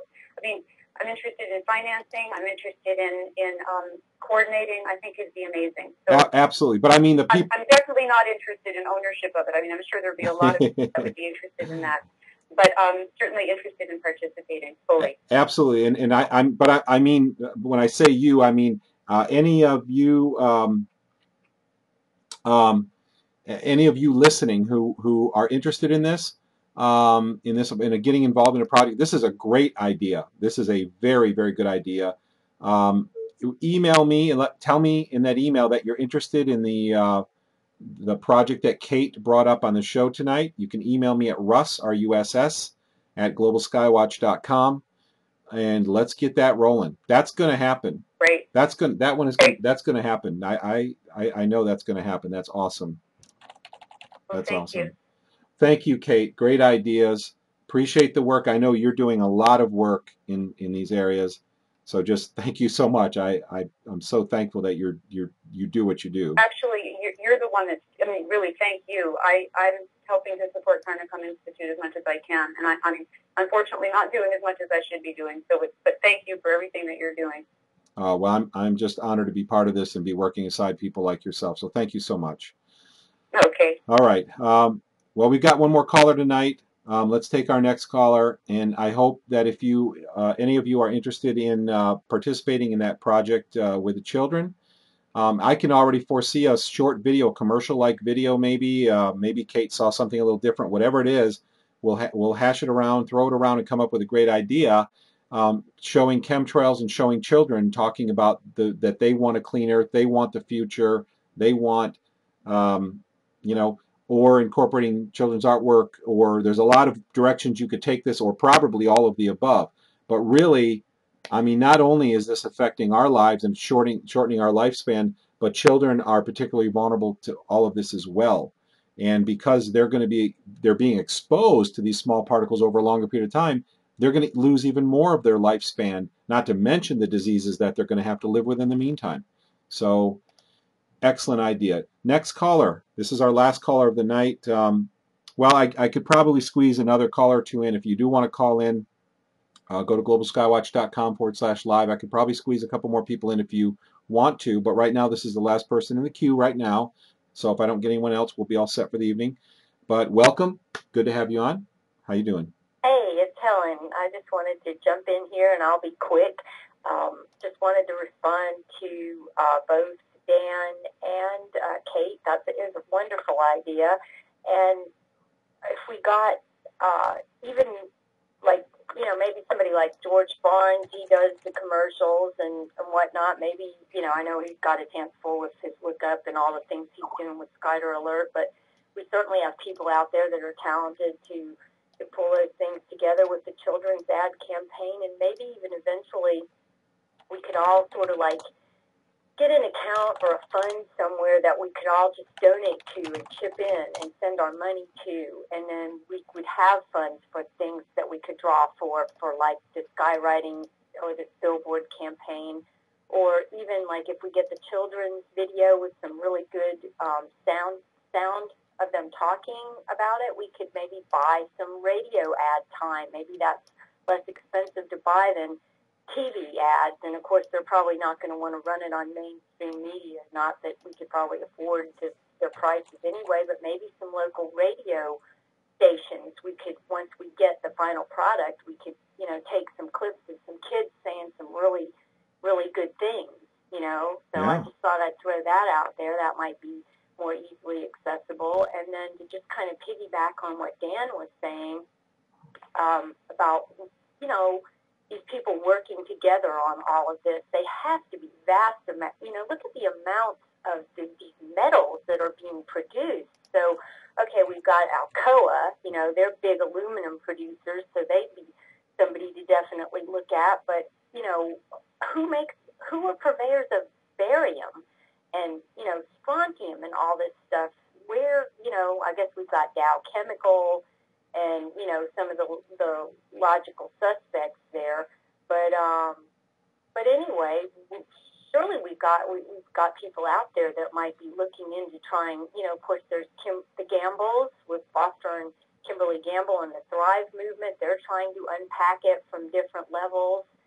So I just thought, you know, I'd throw that out there. If we could try to shine the light on some of these places who could be capable of manufacturing vast amounts of the things that they're putting up, the chemicals and the metals and stuff up into the sky. Yeah. So anyway, that's all.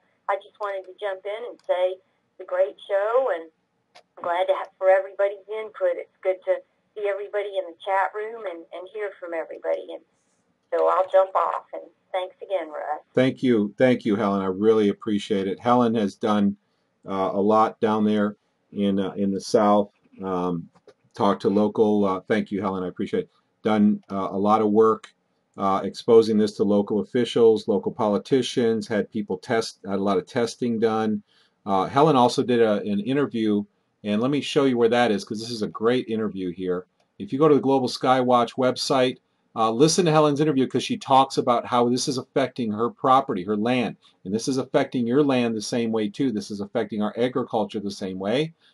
This is absolutely real, and we need to do it. We need to expose this. Go to the Global Skywatch homepage and click on Personal Chemtrail Stories right down here. And under here, you'll see a list of interviews, and it's the third one down. Lost my ability to, there we go. Right there, there's Helen from Georgia, loses a horse and experiences plant damage. This interview right here is excellent. It's got lots of pictures of what's going on her property, and she's been instrumental in getting the word out in her area. So she's had DVDs printed, flyers printed. Very thankful for what Helen is doing. We've got one more caller I want to take. I want to go ahead and connect with Kim, who is our like super duper activist exposing in down here in Maine, up here in Maine. Let me see if I can get Kim on Skype here.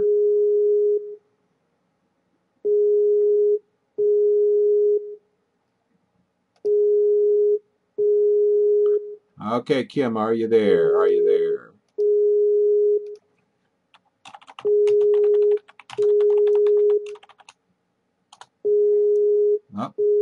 Oh, I thought she was just there a second ago. All right. Well, Kim's not there right now. I think she had a word to say. Kim is very articulate, very hardworking. She is single-handedly doing things in Maine. Got a group going. It's just absolutely phenomenal what she's done. Let me give her about 30 seconds. I'll try her again and see if we can get her on here.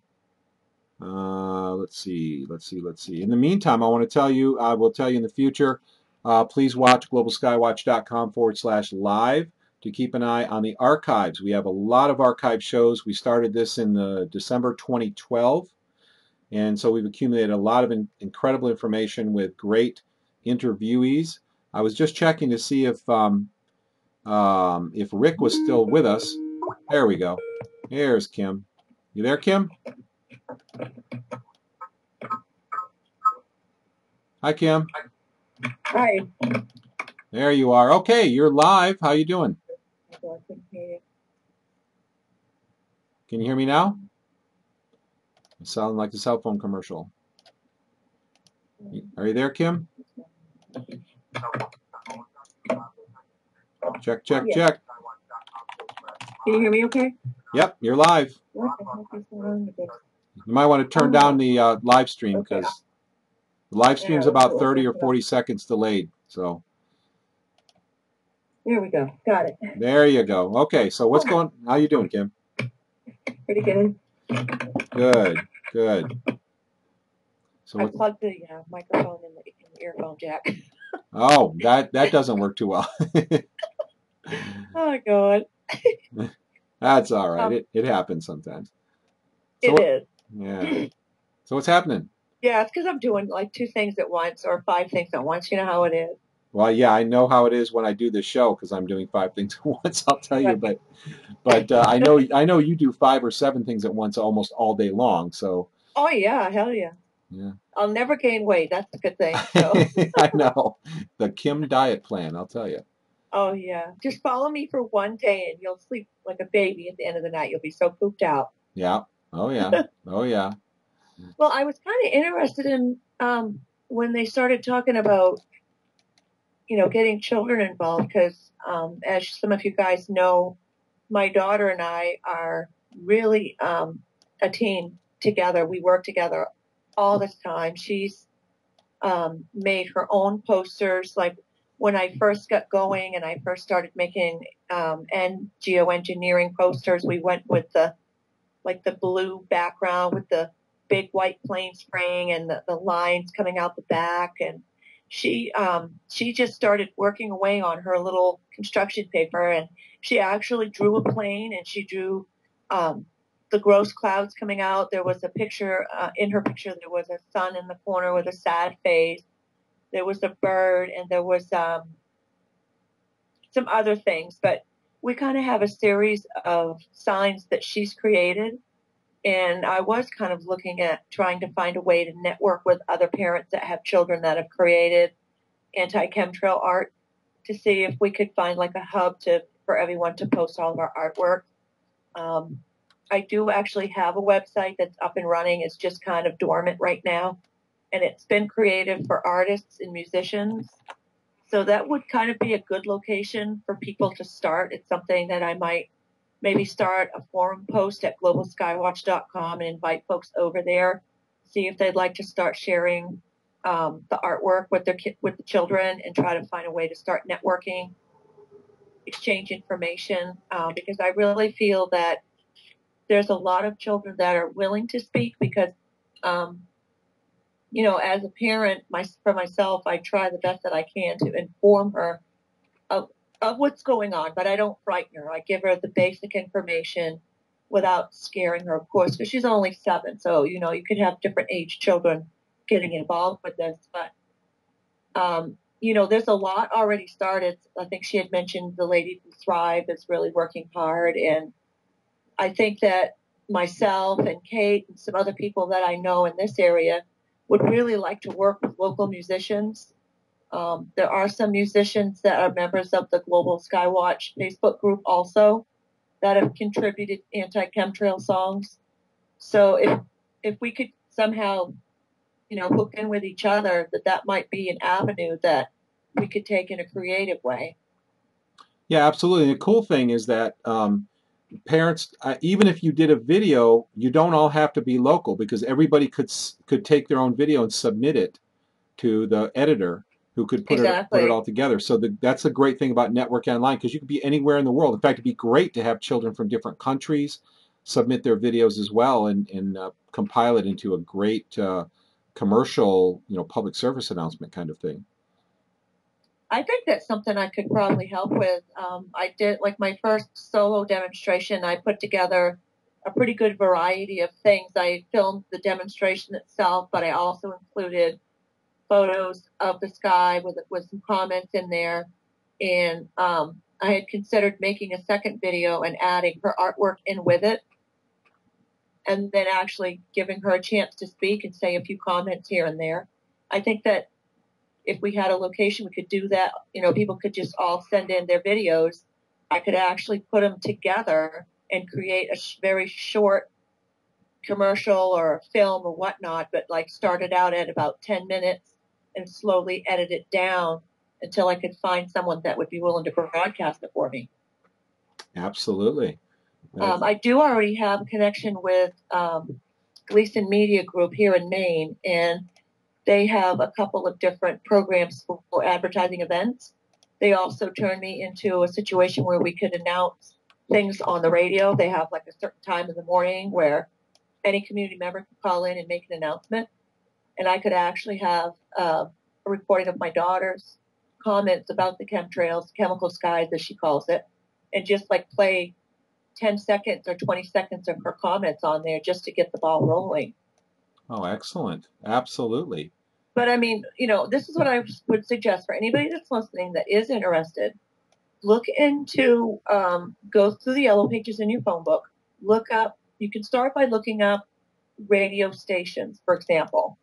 Get on the phone, call someone, try to get the manager, and see if you can locate who the responsible person is.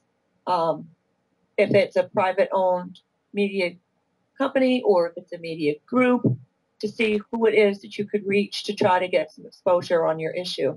And that way, you know, if more and more people really realize that there's a lot of free airtime available on radio, it's just a matter of going through the phone book, making a couple phone calls and a couple emails.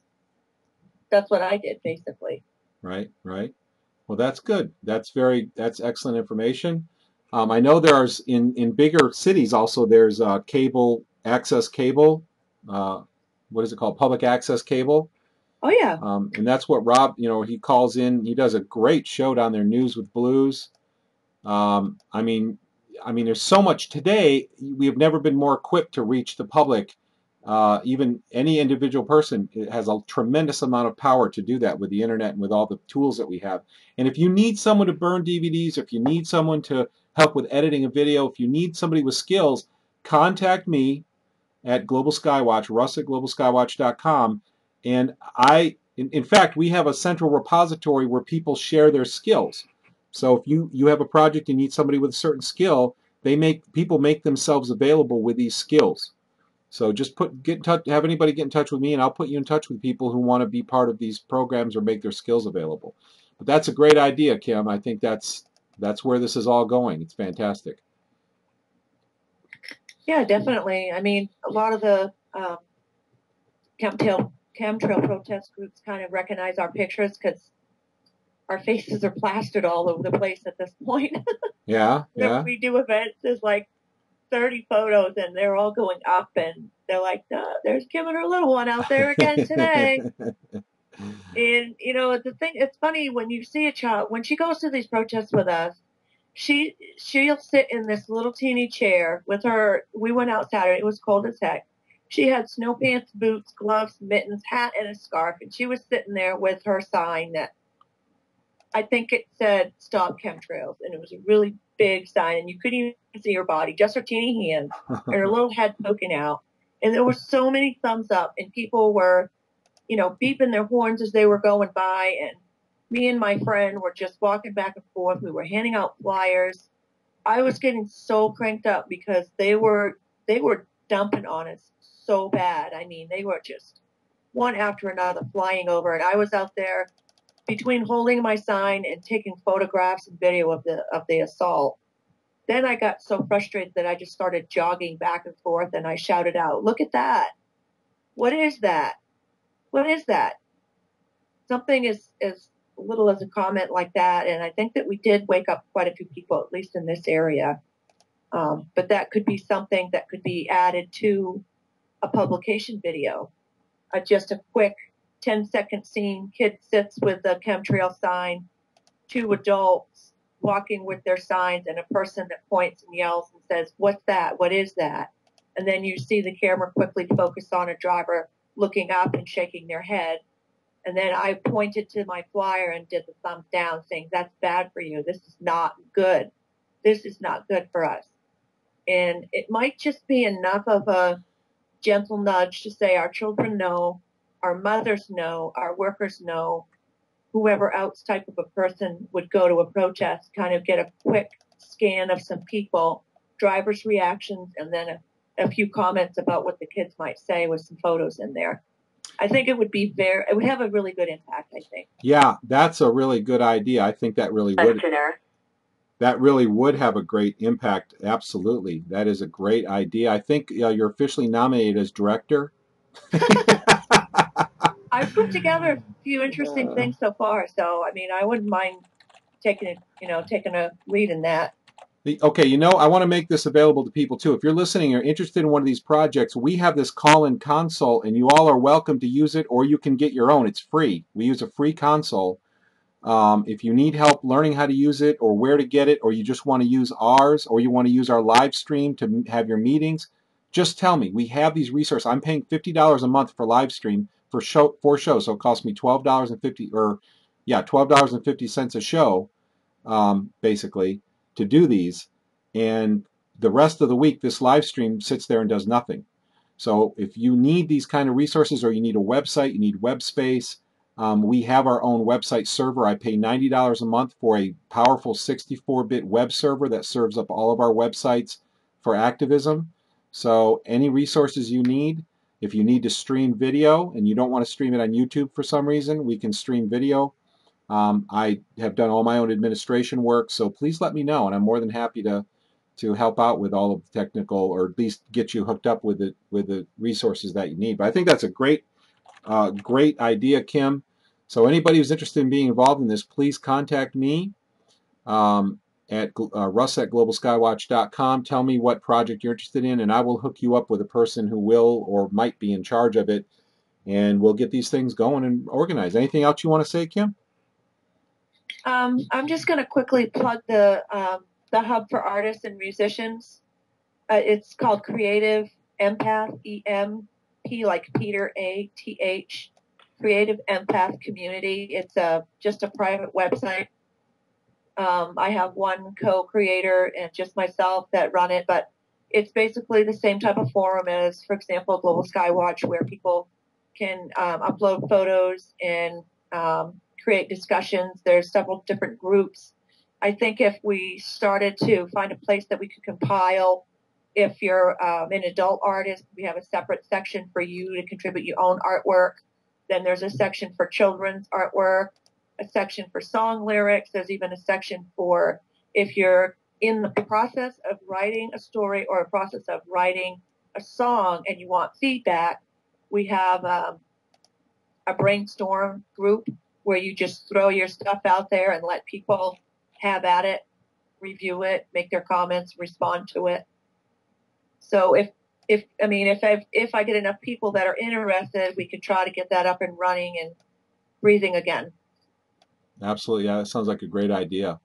Well, if anybody's interested in any of the things that Kim is talking about, please just contact me and let's make these things happen. I think that's fantastic. What I'll do, Russ, is I'll put a quick website invite over on the Global Skywatch main page and just leave folks the link and let them know what this invite is for and what the purpose of the invite is and what to expect if they decide to go there. Okay. That way we can try to start compiling in the meantime while people are brainstorming their ideas. Okay. All right. Perfect. Perfect. Thank you. All right, Kim, thank you. And thank you for everything that you do. Kim is one of the administrators for our Facebook group, and she does 57 other things as well. Too many to count. So thank you. I don't know how you do it. It's absolutely mind-boggling, but thank you so much for everything you do. You're welcome. All right. You have a good night, Kim. Thank you. You as well. Bye-bye. Okay. Bye-bye. Okay, we do have a caller that hopped on here on the console. Caller, you still there? It's just me. I don't know if it's somebody else, but I just wanted to just respond to one thing that that Kim said. This is Kate. Yeah. If I could. Sure. It's just a quickie. In terms of, I don't know if we're talking about the same project, but it seems like Kim's got just a wealth of information and of experience with this, and it's great. But I was thinking with the video that I'm seeing, I'm actually seeing something very much like what happened on the show tonight, where a child, an adult, an older child, such as what was his name? The fellow that was on tonight. Alex. That someone like that can actually present information, who knows what they're talking about, who's passionate about it. I think that the more that we actually speak from the heart, from the heart of the child, actually, that's going to be taking over when we all kick the bucket. The next generation. If we get to that point, and the less that it becomes anything that we as adults say, because people just have a way of tuning. As you know, from trying to distribute this information, people tune it out. Yeah. But I don't think they tune out a child in the same way. So that's just my 2 cents. Yeah, no, that's really an excellent point. That's an excellent point. So, yeah, by all means, if people have a vision for this, make up a little what do they call it? Make up a little script or a little idea for what they can kind of see, and we can toss this around, have somebody compile, edit, direct, whatever it takes. But I totally agree with you. I'm thinking if we can use what came on tonight. In other words, take something genuine, like don't have a script, but get some kids to talk and film it. And then, of course, we're going to have to pick the best. And, I'm saying get natural, spontaneous reaction or, obviously would have to be more, scripted than the idea of it. But to get some kids talking about it genuinely and filming that, I think would be very powerful, just as a start. Yeah, no, that's a very good point. We'll still need people to edit and, do all kinds of technical stuff. But that's very good point. I think that's a great idea. And and I could have, if Alex's mother is still listening, you can email me at russ@globalskywatch.com, and we could see if we could get permission to use your clip if that's something Alec might want to do. if you are not, well, if you want to do. So just let me know. But I think that's a great idea. Another great concept. Boy, some great ideas tonight. I mean, if all these come to fruition, I mean, this will be incredible. Incredible ideas, absolutely. Wow. Well, thank you. Thank you for that great idea. You still there? Oh, yeah, I'm still here. Yeah, Oh. thank you for being here. So thank you. Okay, good, good. Anything else you want to say? This is the end. You're the last caller. Anything you want to throw in there? Oh, no. Gosh, I made a list. Oh, you made a list. But yeah, I mean, I was trying to jot down some things as you were talking. Oh, go ahead. Go ahead. Well, just let me just think if there is anything. Hang on. Oh, yeah. The one thing that would actually be really helpful, and maybe because I have not been as involved with these calls, and if there already is something, then you can just direct me to it. But to do some kind of a training session on, like, for people that are not technically inclined, what's available as far as, you know, downloading CDs, how to print the flyer, and then what to do. I mean, like, really for kind of like activism for dummies like me, it would be really helpful to just get a rundown of what's available and what are my resources, and then what's the best way to approach distributing them. And if it's just obvious and I haven't actually taken the time, then I apologize. No, that's an excellent idea. In fact, Kim's already on top of that. She started some time ago offering training. Oh, I see a note. Dan wants to be conferenced in with Kate. Okay, give me a second here. I'll pull you in here if I can. Yes. Yes, that's a great idea. If anyone, and let me just say this to everyone who's listening, if you want training, how do you burn DVDs? How do you print flyers? The best software to use? Any technical questions? We should have a panel. I'd be happy to sit on it because I am a web designer and a programmer, and I've been, programming computers and using them for most of my life. So I would be more than happy to pitch in whatever I could offer. So yes, if you need technical expertise, you want it, or you have some you want to offer in a class, let's find a way for us to get people together who can say, I want a class, and other people say, I can offer one, and let's do this. That's a very good idea. Very good idea. Anything else on your list? No, that's it. Well, good. All right, good. All right, well, thank you for calling. Have a good night, and thank you for the great ideas. Everybody. Okay, thank you, Russ. Okay, thank you. All right, Dan. All right, Dan, you're back in. And then Kate, you said, is Kate still on? If Kate, if you're still on, oh, I think there you are. Kate, are you on? Yeah, I think I just muted myself back, but yeah, I'm still on. There you are. Good. Okay. So on your chat room, you wanted Kate and Dan to be on together. So here you are. Hi, Kate. Hi, Dan. Hi. How are you? I'm good. What's your last name, Dan? This is Dan Cherry from Conacom Institute. Oh, no wonder you sounded really familiar. I didn't know you. Oh, my God. Oh, yeah. Oh, my God. Hey, listen, Kate, I have to say it's incredibly inspiring to have you come on knowing you and to understand somebody like Alec and his conviction earlier. You know, we have to be careful of appearing to be using the younger generation to make a point, like the Occupy movement and that type of thing, right? There's abuse there and that kind of thing. But I think you made an incredible point. I hadn't even really thought about it. I was very moved by Alec, and I hope he's still listening.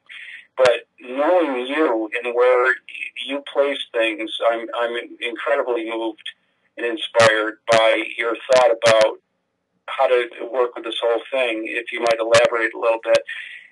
The younger generation may be a huge part of all this, right? And you take somebody like Alec who has his wits about him, and he's obviously intelligent, he knows what's going on, whatever realm that is, there may be things that maybe he doesn't understand, he will learn or whatever, right? There's that whole learning process and the prototyping and whatever, and growing up and getting older and maturing and that kind of thing. But there's an awful lot of the misinformation campaign type of stuff of what NASA's doing with their website, saying, hey kids, contracts are cruel, right? So to make a delineation between, hey, I'm a grown-up kid, I get this stuff, are you freaking kidding me? Versus, hey everybody, this is Disney, and everything is wonderful, and I love these chemtrails, right? Elaborate on your thought on that kind of thing. What might you do with a group that we could contribute to? I'm so moved by your thoughts with Russ and the whole thing tonight. Can you just throw some things out there? Knowing you, I think you can just throw some things out where you might work toward and how you feel about massaging things and where this might go. Okay. Well, first of all, I'm just so happy to have the opportunity to speak with you. Just for Russ and for anyone that doesn't know, Dan, is it Thierry, by the way, or Cherry? It's pronounced cherry. Cherry, like the fruit. Like it's Italian. Okay. So Dan and I work with the Carnicom Institute. We're both associates of Clifford Carnicom and Carol Carnicom, and we are working very hard to support Clifford's work and to bring it out into the public domain. And Dan has worked very hard to make Clifford's papers, 300 of them, or maybe more, accessible to the public by he's writing abstracts for every single one. What Clifford is extremely, what can I say? He's extremely open-minded and extremely fantastic to work with and for. And as far as Carnicom Institute, he is hoping it should be some kind of an umbrella for really great work along the lines that we're all wanting. And one of these, so the idea just came to me tonight. It was really from hearing Alex speak. It's like, okay, I'm driving home from school today, and I'm driving north on Highway 101, Marin County, and I'm like looking at the sky, and it's like our skies are totally changed now.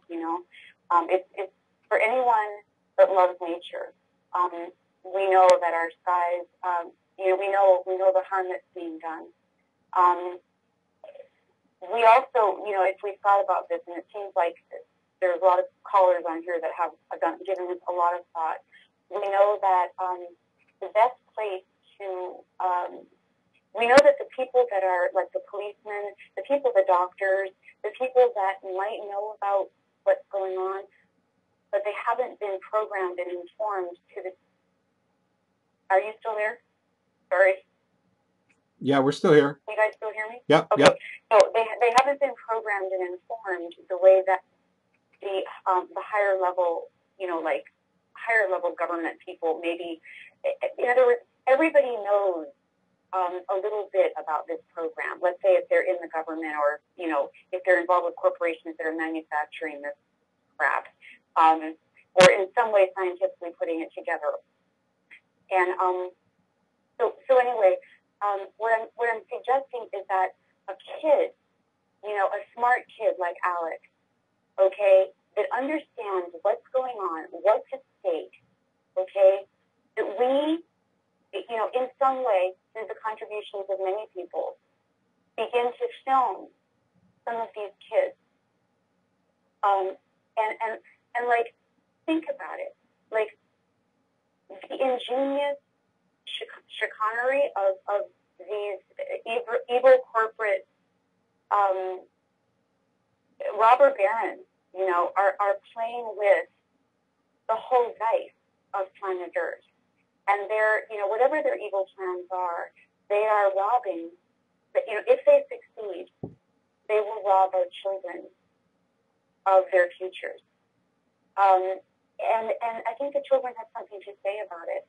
And I think that the children can cut through all of the bullshit resistance, disinfo crap that is being laid out to let the hearts and minds of influential people, and their children who are well educated. I mean, in other words, I'm thinking that we do this with some money. You know, that we actually do this as artistically and as beautifully as we possibly can, and then get it out to where it needs to go. And certainly, I mean, we can have a lot of different projects at different levels. I'm not suggesting that anything that anybody wants to do shouldn't be done. But the project that I'm thinking of is one, and I'm not a film director. I have no experience, okay? I am kind of a creative person, and I can do some music on this thing and maybe do a little writing. But basically, I want this thing to kind of write itself. And that would begin by filming some kids. And I actually do know somebody here in the Santa Rosa area that I can talk to, a young kid in the South, actually, who's about 22, 23, that may be able to help me. But so that was basically as far as I got, Dan, in my thinking. I just know that, I feel like things like art, really a really great song, the kind of thing I've been talking about with the children's video, that we need something that can, like a lever, like when you pop open a can, that can flip the whole, pardon my language, can flip the whole lid, We just need to flip the lid on the reality that these people have created and what can do it. And the way that Alec got on here tonight, I was like, oh my God, this is incredible what he is saying. We could just use him to start with, not just. Yeah, I think it's, one thing that I think I've learned in all of this is that we have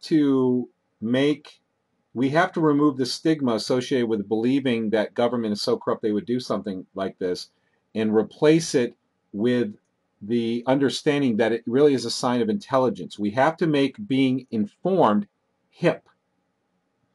And if we can do that, we can remove the stigma and get people to... Okay, but wait. Yeah. I'm sorry to cut you off. Forgive me. No, finish your thought, and then I'll interject. Well, I was just saying, we have to remove the stigma of doing that, and I think in the process of doing what you're talking about, that can all aid in this process. Mm-hmm. Well, here's the deal. I don't think that we need to position this in any way other than tell the truth. I think the truth is so compelling that if people understood the truth, they would be waiting in line to help us. I think that, and I have to say, I disagree. I mean, yes, I agree that there are a lot of people that are dumbed down and that are bought into it, but I honestly don't think that, people are, look, we've got the same fluoride, we're inhaling the same stuff. We manage to keep our intelligence, right? So I think that there are more people out there that will receive this information if it's brought to them to be able to undercut their busy schedules and the disinfo that's laid out. And I'm not saying there are not a lot of people that won't, of course there will be. But, yeah. So. Yep. Well, I think that I believe in telling the truth as well. I mean, we have to tell the truth.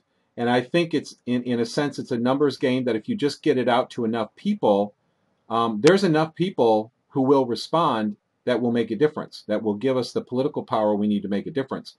So I totally agree. But the comment I made about making this hip is that is also telling the truth, because what mainstream media has done is put a stigma on people who expose government corruption. And that's not the truth. That's a lie. The people who expose government corruption are people who are well educated, they're up to date, they're intelligent, they're articulate, they're loving, they're caring about their community, and yet they're demonized by mainstream media. So part of telling the truth is letting the public also know that these are good people. I've been showing video of people protesting in San Francisco here for the last few minutes.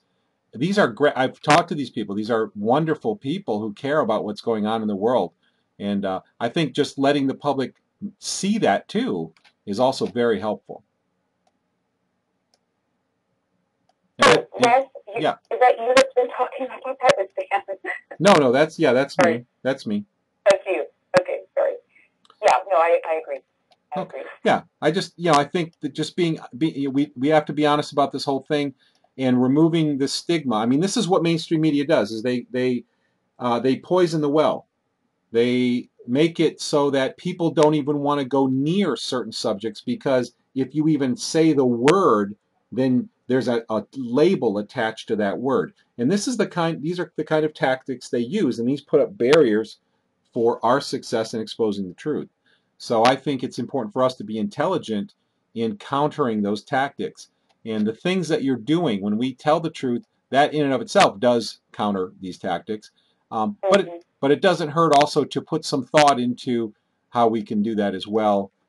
Specifically, how we can specifically say, how can we remove this stigma? How can we, put somebody in a business suit talking about chemtrails and say, I'm an engineer, I'm a pilot, I'm a this, that, and other, and I know about the, geoengineering, stratospheric aerosol spraying that is occurring, and that starts to strip the stigma off, because now you're associating something that has the public view of credibility. So I think that all helps. It all works together. But I love the ideas you're putting forth.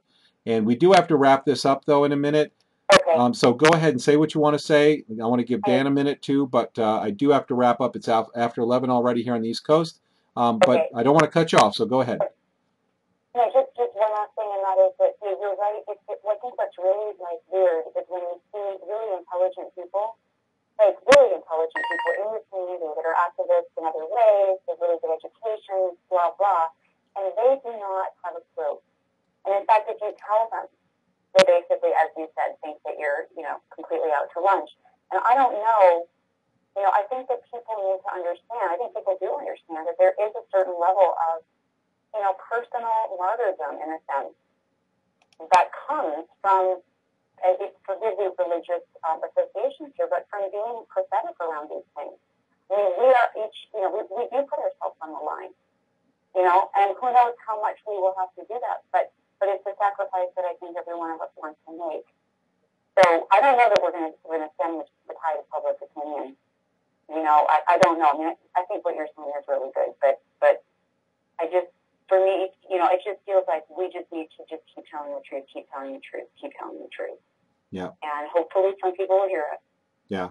Well, that's good. I like and kind of what I was echoing there was what they've done with the engineers and architects for 9/11 is they have professional people dressed in suits, and they're telling the truth about how the official story is impossible, and so the public, it really gives them credibility. So I think that's a great thing that they're doing. All right, listen, we got to wrap it up here in a couple minutes. Dan, do you want to say anything for 2 minutes and wrap up our tonight show? Yeah, I was hoping to interject with what Kate was saying. I think what's interesting tonight is that the mother had called, Alec's mother had called and then passed on the phone to Alec, who then expounded, about his ideas about, Oregon and whatever. To me, that was phenomenal. I've worked on computers. I ran a computer repair business for a good amount of time. And I would go I advertised, people call me, whatever. I'd go to a house or whatever, and I'd have a parent say, well, my kid wanted to work on the computer, whatever, but they couldn't figure it out, whatever. There's the neat thing that happened with me was the kid would come over and say, how do you do that? There's a phenomenal power in giving the younger generation real information, because they are obviously being starved in the educational systems, right? There are multiple things happening here. Again, the fact that the mother, Alec's mother, called in and said, let me pass the phone to Alec. That's no different than a lot of times when maybe you too, Russ, you fix a computer or whatever, the parent would say, well, I don't know how to answer your question. Let me ask my kid, kind of thing, right? The whole computer generation, to me, Russ, I've researched this. It's so sick in my mind. That whole, the beginning of the internet, computer, the whole revolution, so to speak, that was scripted to be brought about at the exact time it made sense for those in power. We won't go off on that whole tangent, but this whole thing's been so scripted, and it makes sense because of what it's done to people, the reliance on the internet, the reliance on computers, the reliance. You take away people's cell phones, the smartphones, and that kind of thing. You take away the computer, the internet, people's internet breaks down, whatever, DSL, oh God, it's not working. all of a sudden people are in a situation where they don't know how to function.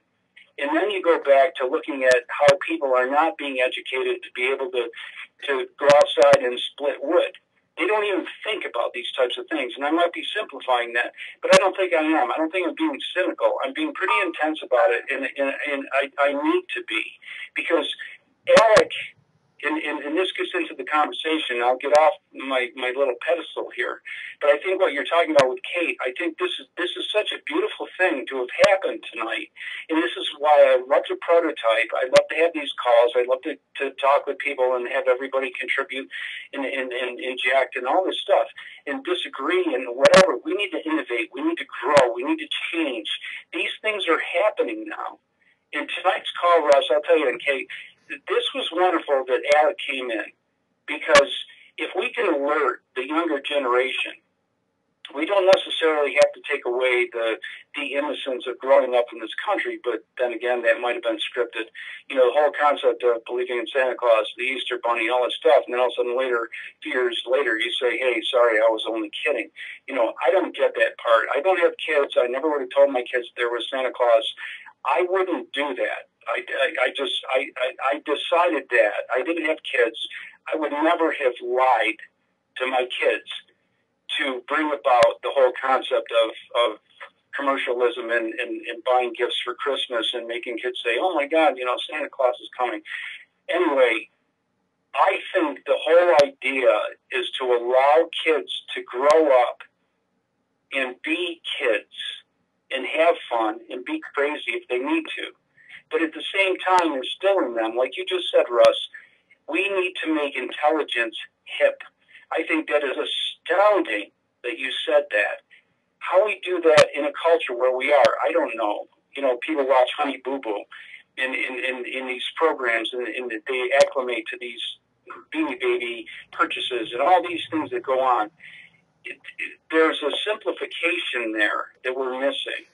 And again, I'll get off this whole thing. I think tonight was a remarkable attribute to the whole fight that we're in. I think there were remarkable things that happened. I think Kate's contributions and your contributions for us, obviously, with what you're doing with these shows and whatever. I'm moved by tonight with what happened, and I'm so glad Alec called in. I hope we hear from him again. I just think this is absolutely phenomenal. Me too. I appreciate that, Dan. Very well said. I am, this is exactly why I like having open mic night, and I plan on doing this more often. I've had a lot of guests on through the last year, and it's funny because in the beginning I wanted to have open mic night every night. I wanted it to just be a meeting, but I'm kind of learning this whole radio thing as I go along, because I never planned in my entire life to do this. I never saw myself doing this. I'm surprised when I sit back and look at myself and say, you're actually doing this. But I'm breathing it right now. I'm tasting the metal in the air. I've had the past 6 weeks or so have been atrocious, just absolutely headaches and body aches and 5 hours of sleep at night, and I wake up feeling exhausted. I can't go back to sleep because the air is so bad. I mean, literally, I've had probably 3 good nights of sleep. There are other reasons as well, but I mean, it's just, it's hard. It's so much has been going on. But the spraying has just messed my life up so much. And I hear from hundreds of people all over the world that are suffering through the same thing. And, people just need to know, and thank you, callers. I'm going to close out our session, but I'm going to have an after talk right after. So thank you, both of you, for your great ideas. Thank you. I just want to close this out, but I do want to say this is why I like having an open mic night. This is why I'm driven by this passion. We are people who love other people. We love our families. We love our friends. We want them to be strong. We want them to be able to be healthy. We want our food supply to survive. We want this earth, which is our source of sustenance, to thrive. It's an incredibly beautiful system here, this planet we live on, and it is literally being destroyed right in front of our faces. In fact, I had another scripture up here earlier that I passed by. I didn't talk about it, but a lot of people don't realize this talk. This is another end time prophecy. Says that they shall. This talks about the people who shall look upon the deceiver that will come on the earth and deceive the earth shortly before the second return of Christ. Let me just say this while this has come up. This is what it says. It says they that shall see, meaning that shall look upon this deceiver that deceived the whole world, this person who was set up as the Antichrist, it's often called. This is in Isaiah 14:16 through 17. It says, they that see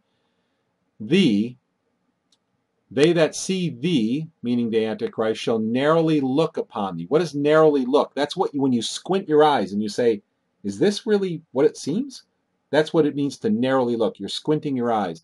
They that see thee shall narrowly look upon thee and consider thee, saying, is this the man that made the earth to tremble? How does a man make the earth tremble? Is it through harp? Very interesting stuff here. I mean, I get goosebumps because there's stuff like this all over in prophecy.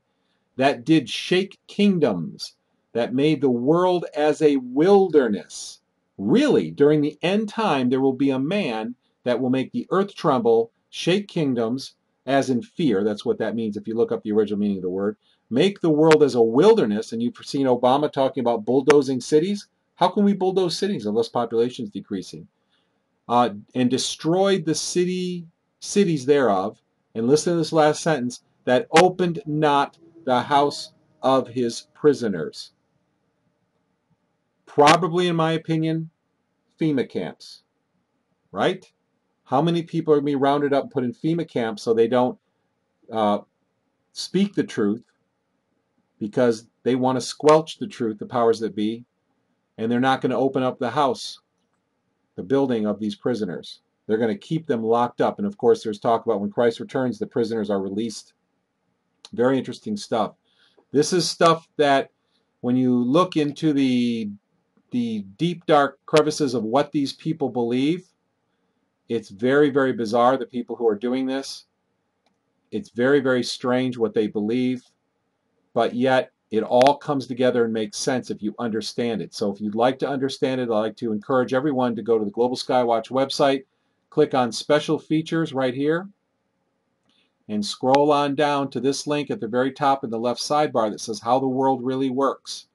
These are 6 videos. It's a 5-part series, but there's a 6th video in there that puts all of this together and talks about the spiritual and the future implications of what's happening. Why is it happening? What do the elites believe? What do they actually believe that make them feel entitled to destroy the earth? What is this all about? Where is it going? And this is very important information. I did this. I had a real strong, I call it a conviction, to do this series because I haven't found anyone else who has put it all together into a single series to explain how chemtrails and the destruction of the earth is playing into all of the events that are happening and why the so-called the powers that be are doing this. So if you want to see this information, go to Global Skywatch, click on Special Features, and click on How the World Really Works, and I really hope that you benefit from that. To those who are joining us for the first time, or you want to know what this is all about, these are great people who love the world, who love other people, who love their families and their friends, who want everybody to be healthy, want everybody to flourish. They want peace. They want to be able to live their lives without having to breathe metals, and we don't want to see disease. We don't want to see all of this suffering that goes on as a result of chemtrails, fracking, smart meters, and all of these other things that are happening. These are all very important issues. And so the people that I've met that go out on the street and they hold up signs, or they're making flyers, or they're passing out flyers, and they're trying to tell the public about, these are good people who really care about what's going on. They're the kinds of people you probably want as your friends. And that's what this is about. It's not what mainstream media sometimes tries to make people look kooky or unscientific or knee-jerk reactionary or some kind of collective paranoia. It has nothing to do with that. The collective paranoia is really the people who avoid the truth. Because when I've polled people who avoid the truth, what I found out is those people are scared. That's what they'll tell you if they're honest with you. They're scared because the truth is scary. What's going on in the world today is frightening. It's horrifying. But we have to be brave. And it is those who avoid truth who are the ones who are being scared. We all have to work together and be brave and try to help stop this madness while we learn the deeper side of what is going on so that we can understand it and hopefully put an end to as much suffering as we possibly can. This is what good people do, I think. Thank you so much for joining us tonight. I will have the after talk afterwards, so you can all chat among yourselves if you want to call into the console, which is 559-726-1300. The access code is 156230, and you can get that phone number by going to globalskywatch.com/live. You can all talk afterward as long as you like, for limited time though. But you can talk for a while among yourselves, and you can listen to the stream while everybody chats as well. That's called the after talk session, as we normally have a pre-talk session too, which is shortly before the show, first 5 or 10 minutes before the show starts.